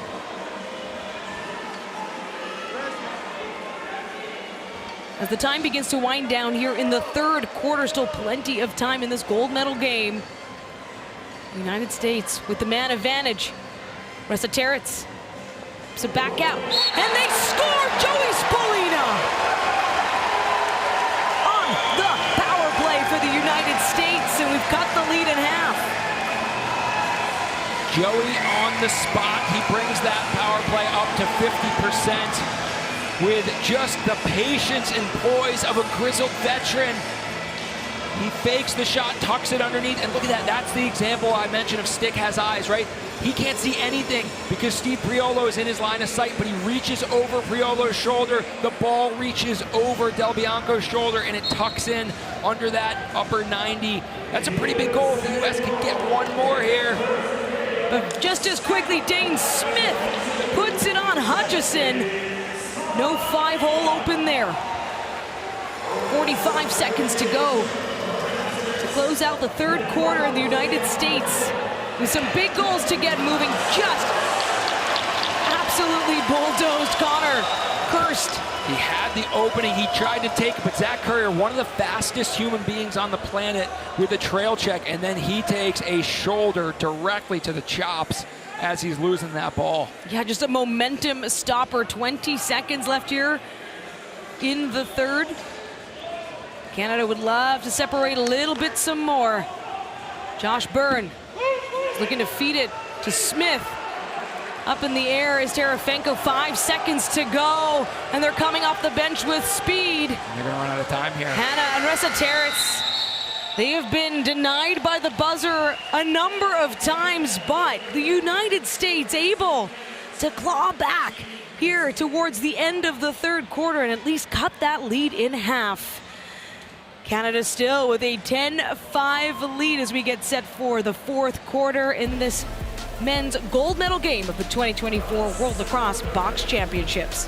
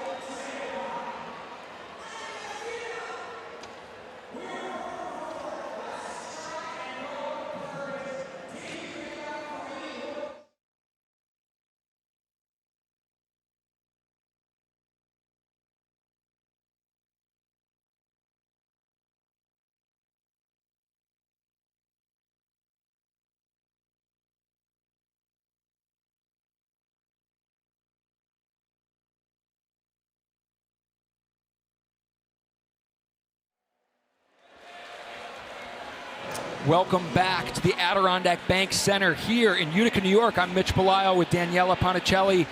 We have a game for gold. Canada leads 10-5, and this is why. Shane Jackson, 3 goals on 6 shots. How about that for shooting? And then Jeff Teat, we knew he'd be a factor with 3 goals and 2 assists. Joe Resetarits not going away easy, and then CJ Kirst, who's been ramping up his game. We see the stats for Goa Abrams. He has been removed, and in his stead, Drew Hutchison, who has been stout so far in his few minutes of duty so far. In the last 5 goals scored between both these teams, all of them have been with a player advantage somehow. There were 2 shorthanded goals in the mix too, so none at even strength, I should say. Mac O'Keefe, he's got a goal already for the United States, and they're going to have to mount this comeback early just to give themselves some more time. Jack Hanna out to Kirst. Kirst shakes off Withers. What a shot. Oh my goodness, it's all kinds of bounces inside the Adirondack Bank Center. I'm sure that piece of metal has seen plenty of pucks and lacrosse balls bounce off it before, but that one had some velocity. Saw some going way up high. Josh Byrne, he draws men his way. Danny Logan giving it to Josh Byrne there in his debut game back after a little bit of time off. Meanwhile, Ryan Smith, he's being double teamed. Loose ball. And Terefenko Of course, the time running out as well on the shot clock for Canada. Gobrecht. This second and fourth quarters, for whatever reason, it seems like this has been United States' strongest. This was the one quarter they won. They outscored Canada 2-1 in the second. Can they do enough? They got to chip away at a 5-goal deficit. They're starting from a better spot this time. Slightly more disciplined, although both teams getting into a bit of penalty trouble in the third quarter. As Bertrand was coming in, Reseteris denied once more. It's always right at the horn, and Christian Del Bianco in net the entire game so far for Canada. Jalen Rogers to Jeff T with a hat trick already in this game. T rings iron. Hutchison unable. Shane Jackson sniffing around for rebounds down there. Hutchinson a little slow to get up there, but I think that one rang off the pipe right into his back. He keeps it out. It did, and then of course he was trying to track it with his eyes as well, but now we're in Canada's end. A chance for Jack Hanna to get going. He goes underhand. Mac O'Keefe just trying to jump up to meet it now. Graham Hossack, he takes a shot. Why not? Some really quick work though from Terefenko to meet Hossack on the floor. Blaze Reardon, patience as the offense gets set up here for the United States. Reardon, top crease. Salama keeping track of him. Now Reseteris gets around. Matched up with Cole, and a decent chance there off Bianco. Well, at least on the body of Del Bianco. And that was a pile-up of 4 USA offensive players trying to get to the bench. They all kind of collapsed and took each other out. Josh Byrne with a shorthanded goal earlier. He loves to go over the top. Gets it back again. This guy is all over the floor. Field style with the jump shot there. You don't see that too often, but 22's got the green light to do what he needs to do. And 21 seconds here. Plenty of time for Jeff Teat. Goes for the pass.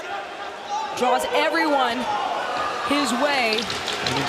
Also draws a penalty as he is going to get a call there. Del Bianco to the net. 6 on 5. Oh my, that crossbar has come in clutch for the United States twice now.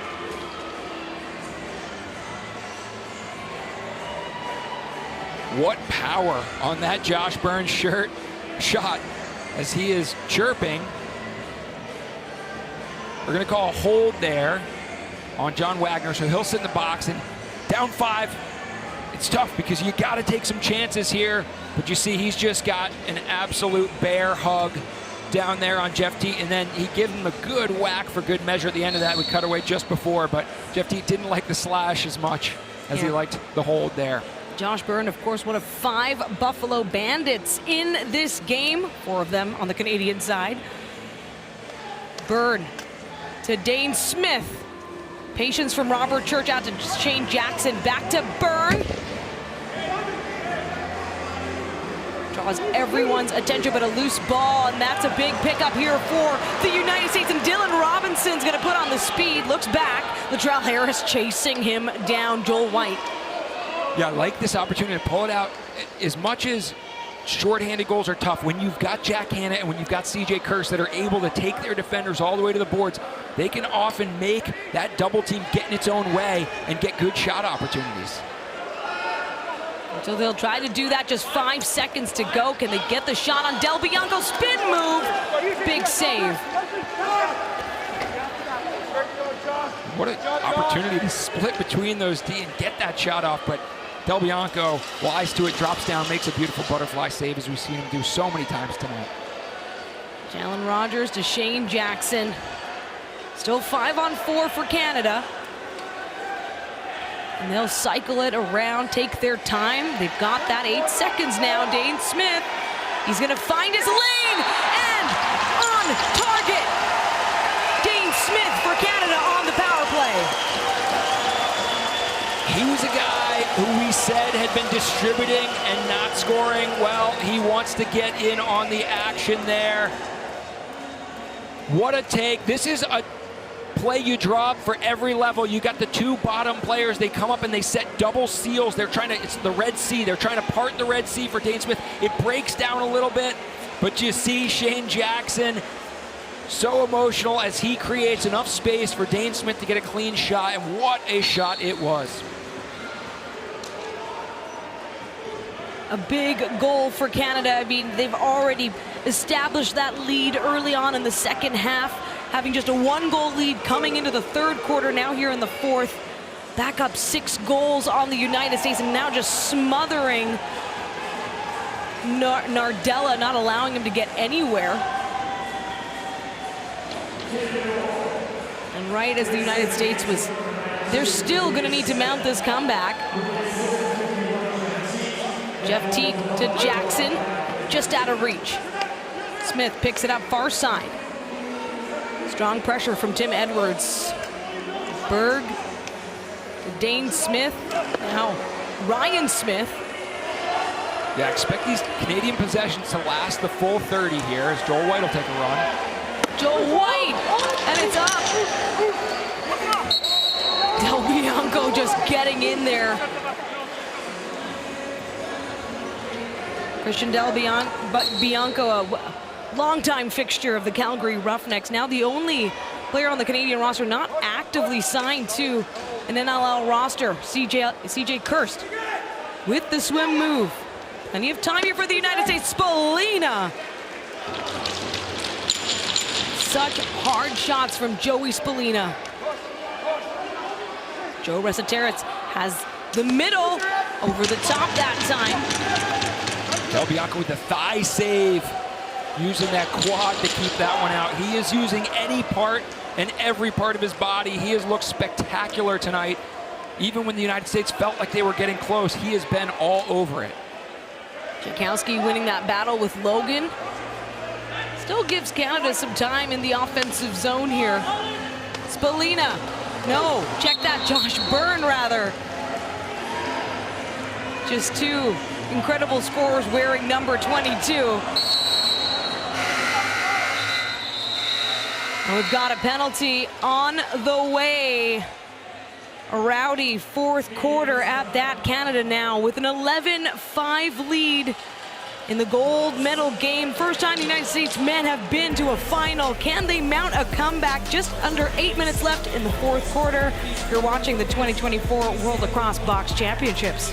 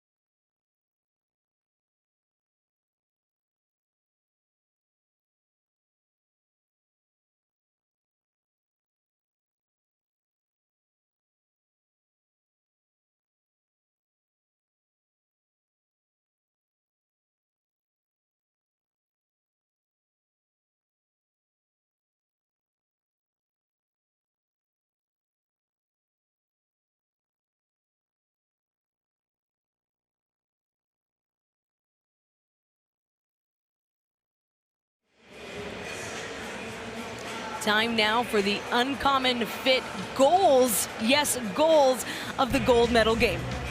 Jeff Teague, number 51, opened things up with this blast from the outside and then showing his range and versatility. That one under a little bit of pressure. This one doing his best Shane Jackson impression on the backside. 51, don't forget, also dishing out 3 helpers in the effort. One for me, one for you, one for me. I mean, Jeff Teague has just been phenomenal for Canada. Not the only one as well with a hat trick. Shane Jackson actually getting to that marker first in the game. The United States still with time here, just under 8 minutes. However, it's going to be tough to do it. They're back on the penalty kill. Canada 5-on-4. Josh Byrne will trade, sending them across to Robert Church. We talked about that double up pick play they ran last time. They tried to almost fake that and send it across to the backside look, but United States knocked down the pass. And there's Teat drawing eyes, but Josh Byrne will make the United States pay once more on special teams, a power play marker for number 22. What did that guy eat for breakfast, and can I have some? His shots clocking in over 100 miles an hour and seeing every single mile per hour on that one. What a rip. He keeps it low, he releases in different angles, and he finds great spots that goalies are not. Josh Byrne, have yourself a day. 2 goals, both on the power play, both absolute rips. Sorry, first one was shorthanded. Yeah, shorthanded, then on the power play. That's Josh Byrne for you. And so Canada now with a very strong lead, 12-5 as we approach the final 7 minutes of the 4th quarter. The United States knew they'd be in tough. They knew they'd have to stand tall in net. There was the goaltender change, but when you're facing shots like that, you need the offense to step up. Now Connor Kirst lets that one fly, but Del Bianco, he's so good meeting the moment where it needs to be. An incredible outlet pass. And also so good at passing, as you just mentioned. He is one of the best in the game. Seen a few of those in the rough house. Jeff Teat. He gets around, brings Wagner with him. Loose ball. And Danny Logan on the move.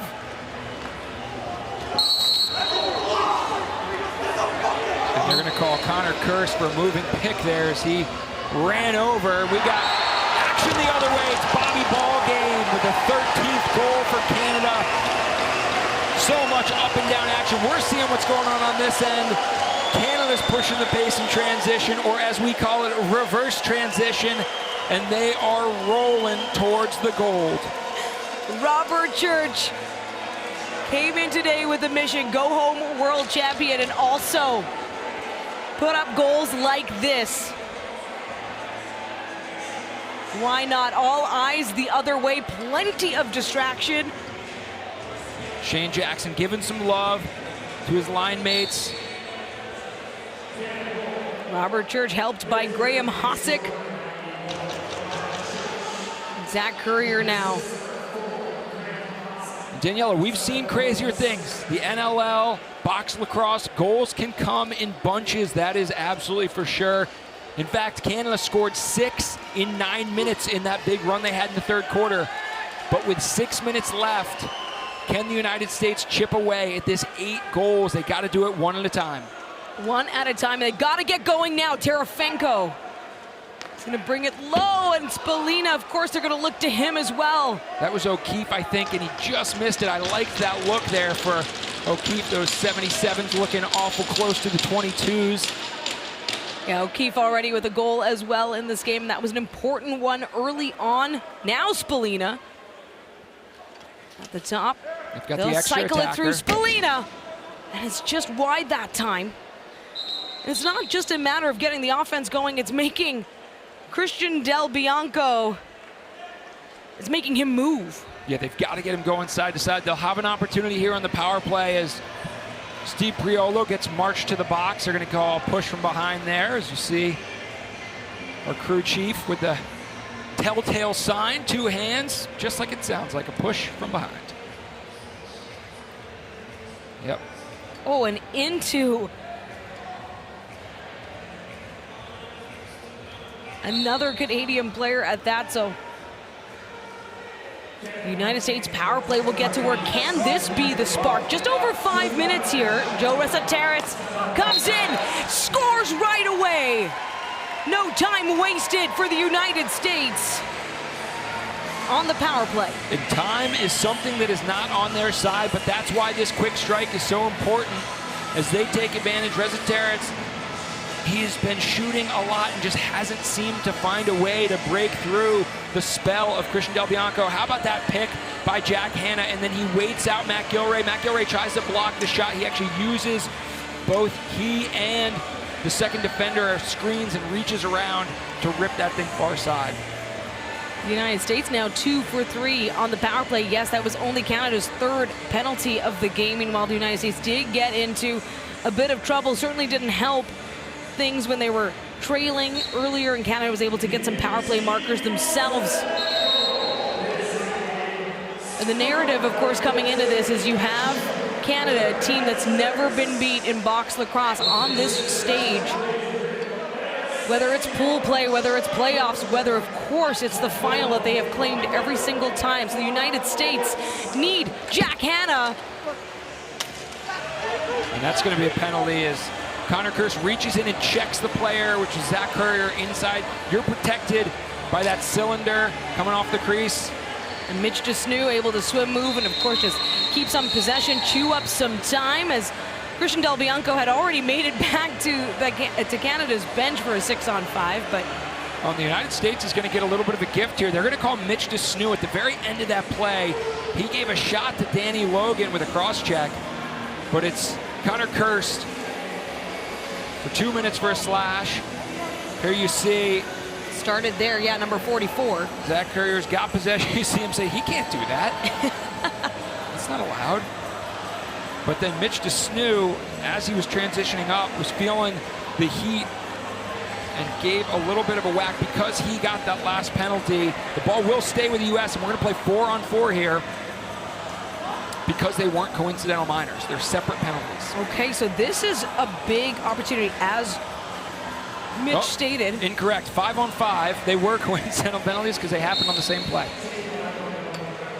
So still even strength, just down a couple bodies. They take a seat in the penalty box, Jack Hanna. But at least it's not a power play for the Canadians, which is what the United States was facing. Behind the back. Now Spalina behind the back. Trying all kinds of takes there on Christian Del Bianco. Brian Cole out to Priolo. Canada's mighty defense getting to work. Despite it being, of course, an offensive chance. Steve Priolo does it all, but ball dislodged there by Dylan Robinson. Long pass to Terefenko, just overshot. And you can see this United States defense, they recognize Steve Priolo in a similar situation here. They've got Latrell Harris, although he's got the wheels. Oh, Latrell Harris on the body of Hutchison. But they recognized they had Steve Priolo, so they pushed out on all other offensive players. Tried it against Latrell Harris, and he said, you know what, I'm going to zip by you here. Oh, Jack Hanna hard. Spalina picks it up on the restraining line. Some quick moves by Mac O'Keefe. Spalina down to CJ Kirst over top. That's back behind the net. Joe Resetarits, another chance, 3 seconds into the netting. Joe Resetarits going American style, switching to his left hand. You don't see that very often. We're seeing Tom Schreiber, who's a player this offense has certainly wished was out there, but he was injured late in the field season. The United States will get the official power play here as the march to the box continues. We get a look here at just after he releases it, we got a push to the pack, and that was Jack Hanna. Look at that lefty shot. Not a bad take lefty there for Resetarits. Now Withers taking a seat. So now it is a 5-on-4, but this time United States advantage. The time when they could use another goal. Reardon to Resetarits, back again and over the top. Del Bianco, unwavered. Gilray playing keep away now. Danny Logan getting on him. Danny Logan, one of the best short stick D midfielders in field game, and this is why he's so good at box. He's so aggressive and so tough.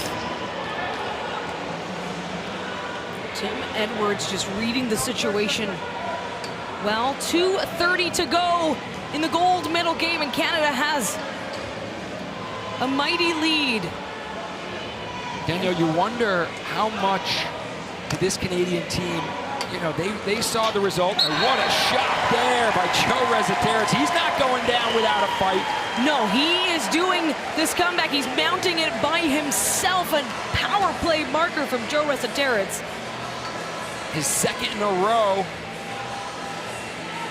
bringing this to a 6-goal game. 6 goals, 2.5 minutes, 2 minutes and 15 seconds. That's a tall task, but finishing my thought, do you think this Canadian team, they saw the women fall and they said, you know, we cannot get swept in men's and women's box. This is our national sport. We've got to defend it. Do you think that went into the locker room? There's always emotion, always motivation where you want to find it, and these men, they had one mission to come out of this again undefeated, again as world champions.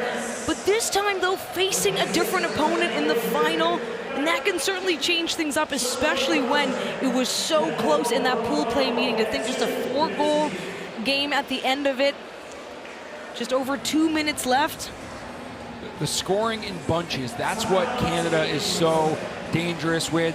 They were able to really limit that United States offense. They went through a big drought dating back all the way to the second quarter, and then it wasn't until CJ Kurse was able to score shorthanded late in the third quarter. But that drought where they couldn't score or stop the Canadian run of 6 straight goals for 9 minutes, that was the difference in this game. We talked about those goals of the game by Teat, 2 of those during that run. A 6-on-5 as they had the delayed penalty with Shane Jackson on the backside.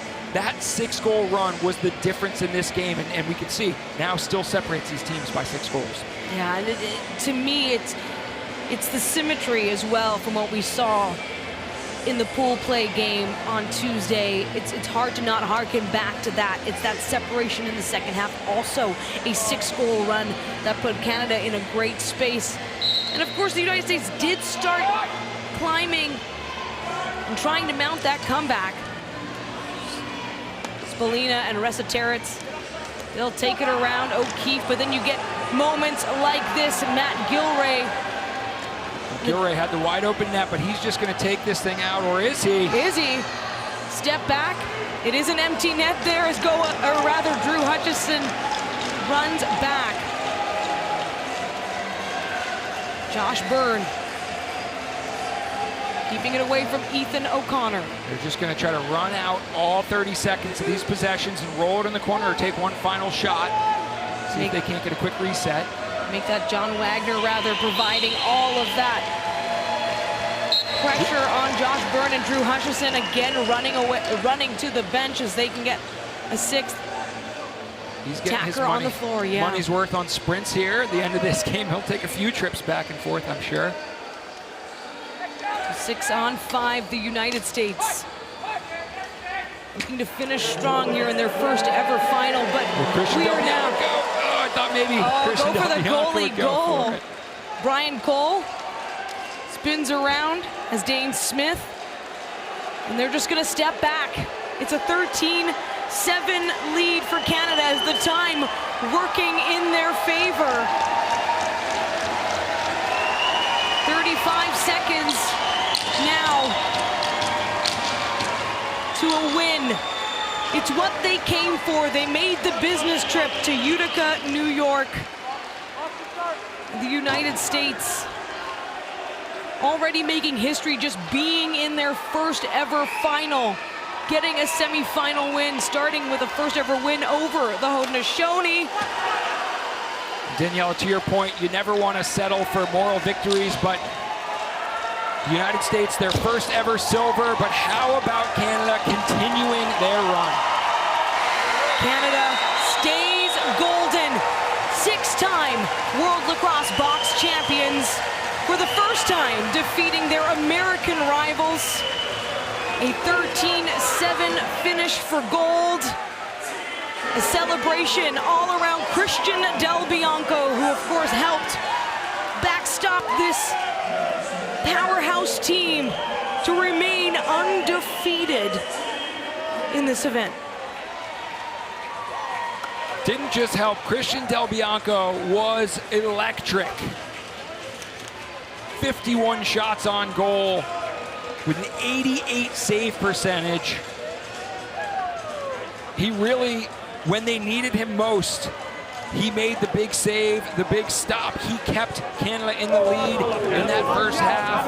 And then the vaunted Canadian offense flexing, showing why it is so good. Jeff Teat, the best in the world, doing what he does. Dane Smith, Josh Byrne, name after name of all-stars and first-team all-NLL selections, contributing, playing selfless. That was the difference, and that's why Canada is your 2024 World Lacrosse Box Champions. Jeff Teat, Shane Jackson with hat tricks, 2 goals each for Josh Byrne. That was a shorty and a power play marker, along with his teammate Dane Smith, not only for Canada but for Buffalo as well. Just another celebration for those in Bandit Land, for the fans supporting the Canadians, but just an incredible run from the United States too. Yes, this is Canada's moment. It is what they came to accomplish, and they did just that. Glenn Clark hugging his players. Shane Jackson, of course, having himself a game. Westberg scoring a big goal when they really needed it. He kind of sparked that 6-goal run with that shovel shot right out of the halftime break. He comes out with a beautiful little nifty take, and that really starts the run where Canada poured it on, and from that point they just never looked back. Dane Smith, who had 2 goals, 6 assists, is now standing by with our Mackie Jenner. Dane, I mean, it just seems that all you do is win, but what does this one mean for you? This means the world. You know what? This is the hardest trophy to win. Obviously, it's an honor playing for your country, and to bring gold to Canada, it's an unbelievable accomplishment. I mean, your head coach talked about how he was building a roster and not a super team.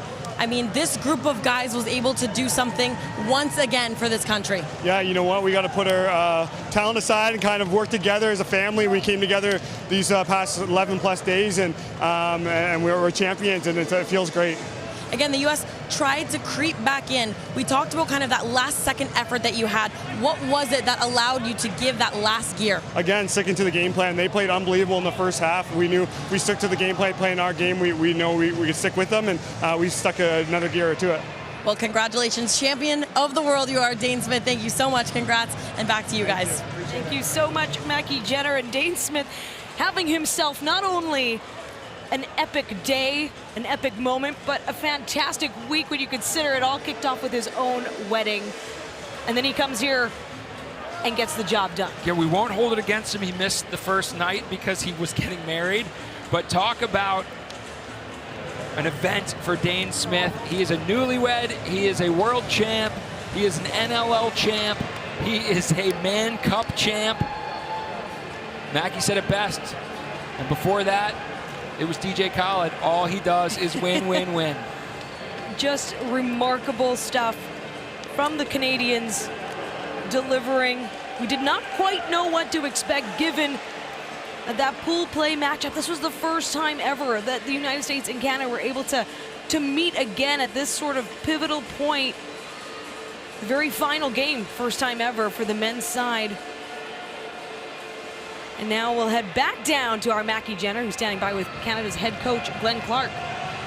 Coach, I mean, does it ever get old winning on the biggest stage with such a talented group of men?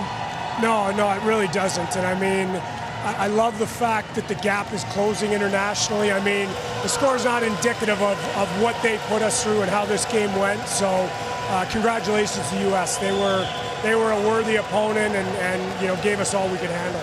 You talked to me earlier about just the leadership and the ability of these guys to pull through no matter what. Again, they didn't get together until so much later than a lot of these teams. What really was it about this group that was so special? Just high-end talent. I mean, they've got skill set. They're very adaptable. Their uptake on information is world-class, and that's why they are what they are. So it's an easier coaching job to bring this group together than most groups, for sure. Well, thank you so much, Glenn, and congratulations again. Thanks, Mackie. You guys. Thank you, Mackie, with Glenn Clark. Does it ever get old? Not if you're Canadian and you're at a World Lacrosse Box Championship, 6 straight now to finish atop the world. But the United States, I mean, this is the heartbreak. It's silver. It's their best finish yet, Mitch. You know that. You have played on this national team back in 2011. It's still hard. You know how hard you fought just to get here.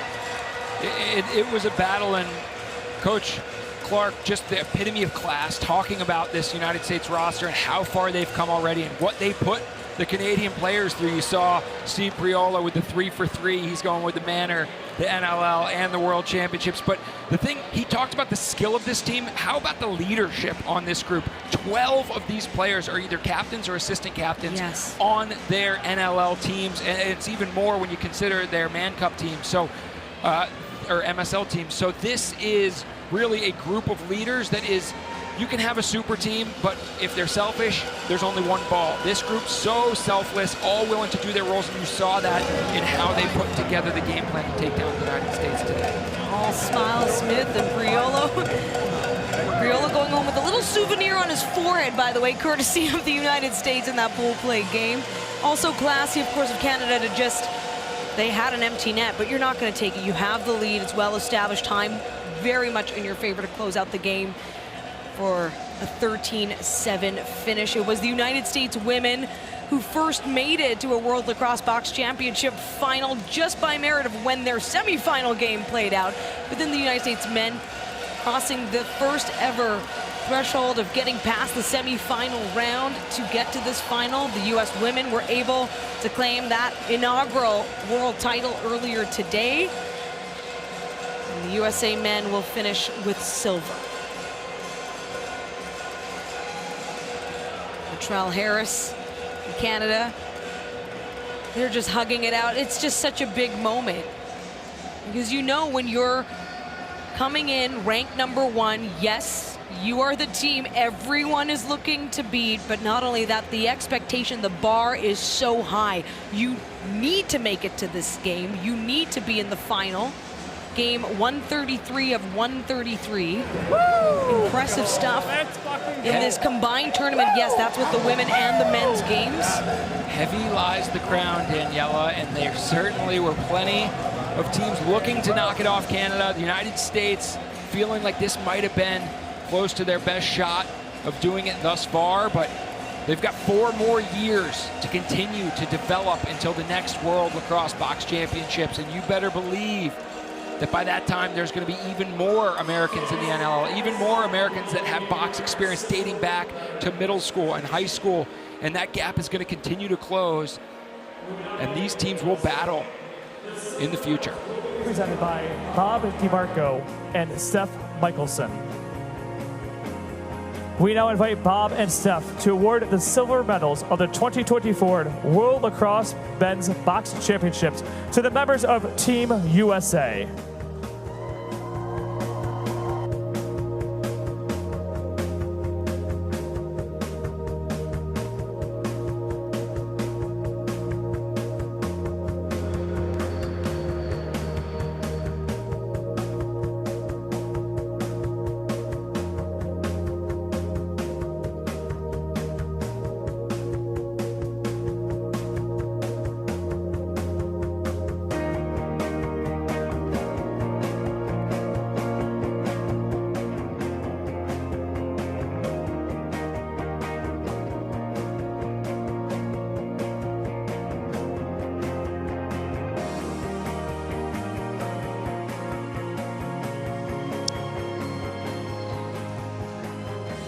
Scenes here inside the Adirondack Bank Center as the United States are being awarded with their silver medals, and this is the best finish for the United States at a World Lacrosse Box Championship. They've been the bronze medalist every single year, but this year they beat the Haudenosaunee twice to get to their first ever gold medal game. Hat tip to Reggie Thorpe and his entire coaching staff. They put a team together that gave Canada one of their toughest tests at this tournament, and they all will be able to hold their head high once they kind of let the sting of this one subside.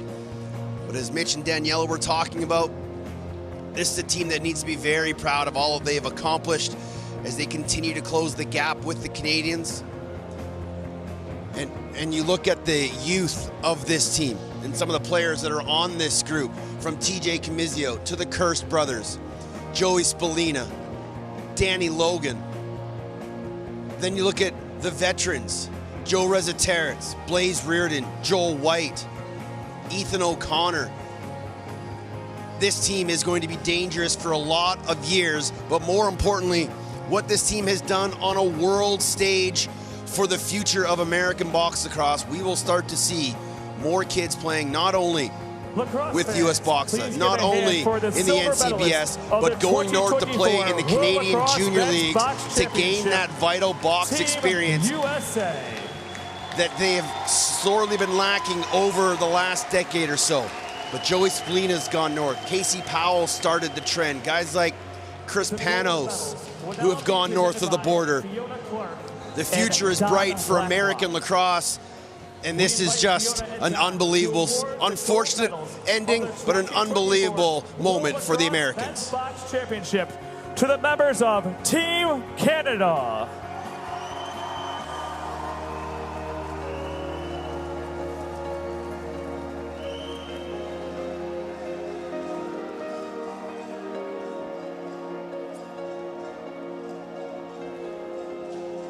And now the Canadian men will receive their medals. There's Teddy Cordingley, was awarded the Heart and Spirit Award here at this tournament for Team Canada. He's been a part of the Canadian national program for, goodness gracious, God knows how long he's been a part. There's Wes Berg, of course, won a national championship with the Denver Pioneers, scoring thrilling goals in overtime to help DU make an impact on the NCAA stage. Jeff Teed is just starting his national team career.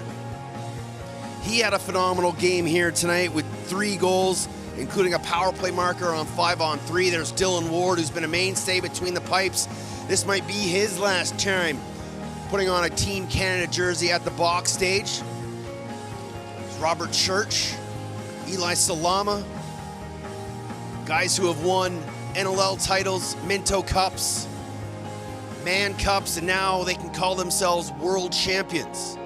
For the 6th straight tournament, Canada remains undefeated in the men's box championship. There's Nick Rose, who not only had a great tournament in between the pipes, but had a great tournament apparel-wise, as he was trading hats and shirts and sweatshirts with everyone who was willing to take it from him.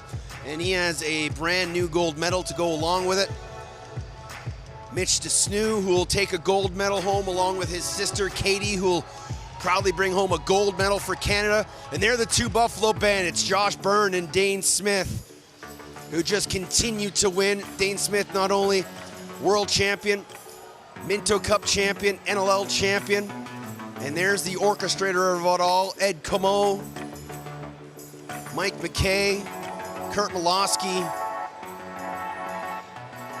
the brain trust for Team Canada, and of course, head coach, the professor, Glenn Clark, who, as Mackey was interviewing Dane Smith, said your head coach put a team together that wasn't an all-star team, but was just a team of players who will go to the wall for each other.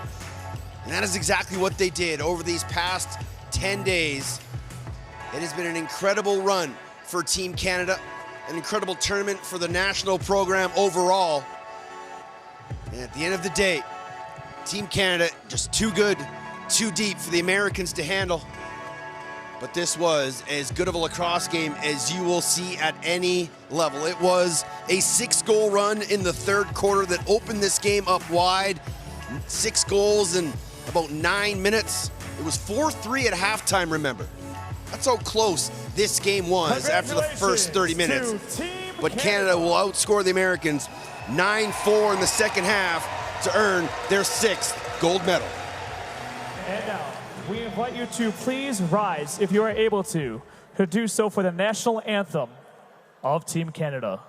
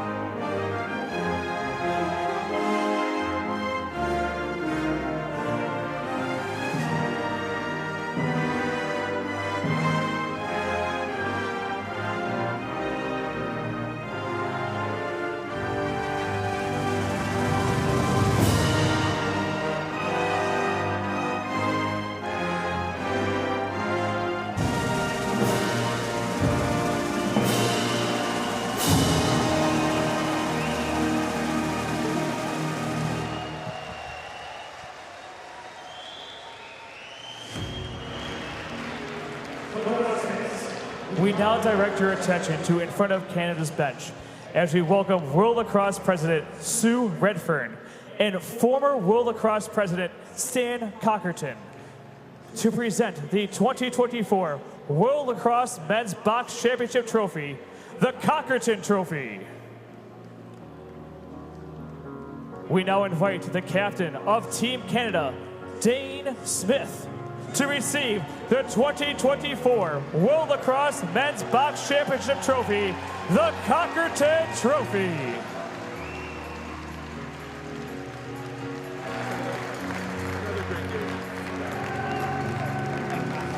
Come on, guys. Good.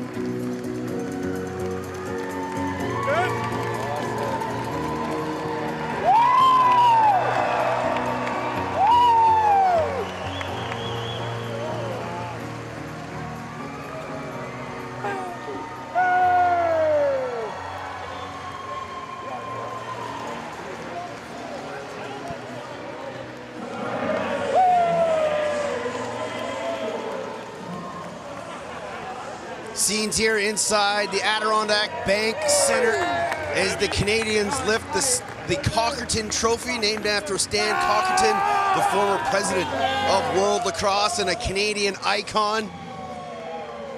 As the celebration will continue long into the night here in downtown Utica. But it has been an amazing 11 days from the very first game last Friday to this one here tonight. We thank you for joining us all week long. Good night from Utica. Canada are world champions once again.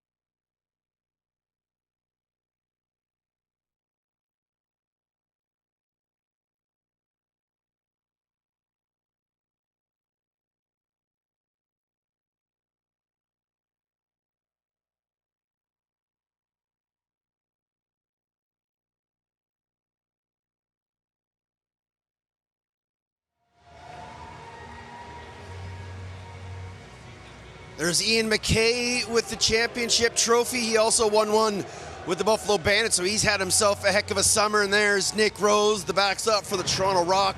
He went 2-0 in this tournament, as did Dylan Ward with his new young son. Maybe that will be a trophy that they will lift in the future. But what a tournament all week for the Canadians as we look at the final bracket here at the World Championships. A phenomenal 28-team tournament, the largest ever for a World Lacrosse Men's Box Championship. Canada knocks off Japan in the quarters, defeat England in the semifinals, and then the United States gives them everything they can handle here in the gold medal game. But for the Americans, not the finish that they wanted. But when you look back upon this tournament, 2 wins against the Haudenosaunee, the first time they've ever defeated them. That is a huge stepping stone for them going forward. And you can think all the way back to when Mitch Belisle was on the 2011 team and how far they have come in the last 13 years to be at a moment like this. It will be one that they will let sit and let sting and make them better in future tournaments, as we look at Teddy Cordingley, the heart and soul of the Canadian lacrosse team, who's been around all these guys the entire time. It has been a week to remember. It all started early and often as goals came fast and furious, as they always do. But as the game went on, Christian Del Bianco started to shut the door, and the Canadian offense started to find their legs, and they would run away with this one. A 9-goal second half allows them to win their 6th ever World Championship. They remain undefeated. Canada are champions of the world. That's it. Good night from Utica.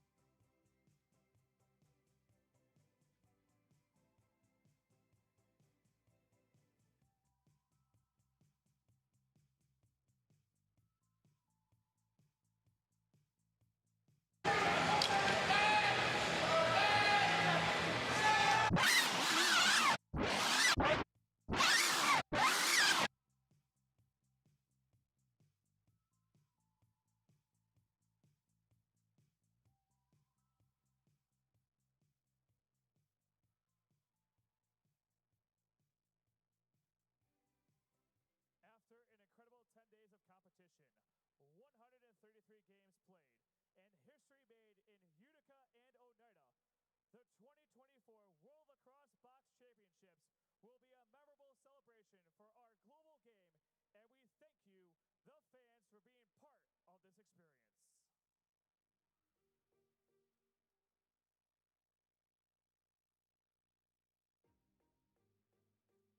To begin our closing ceremony, World Lacrosse is now proud to honor the best of the best from the 2024 World Lacrosse Box Championships with the announcement of the all-world teams and tournament MVPs. To present the All-World and MVP awards, please welcome World Lacrosse President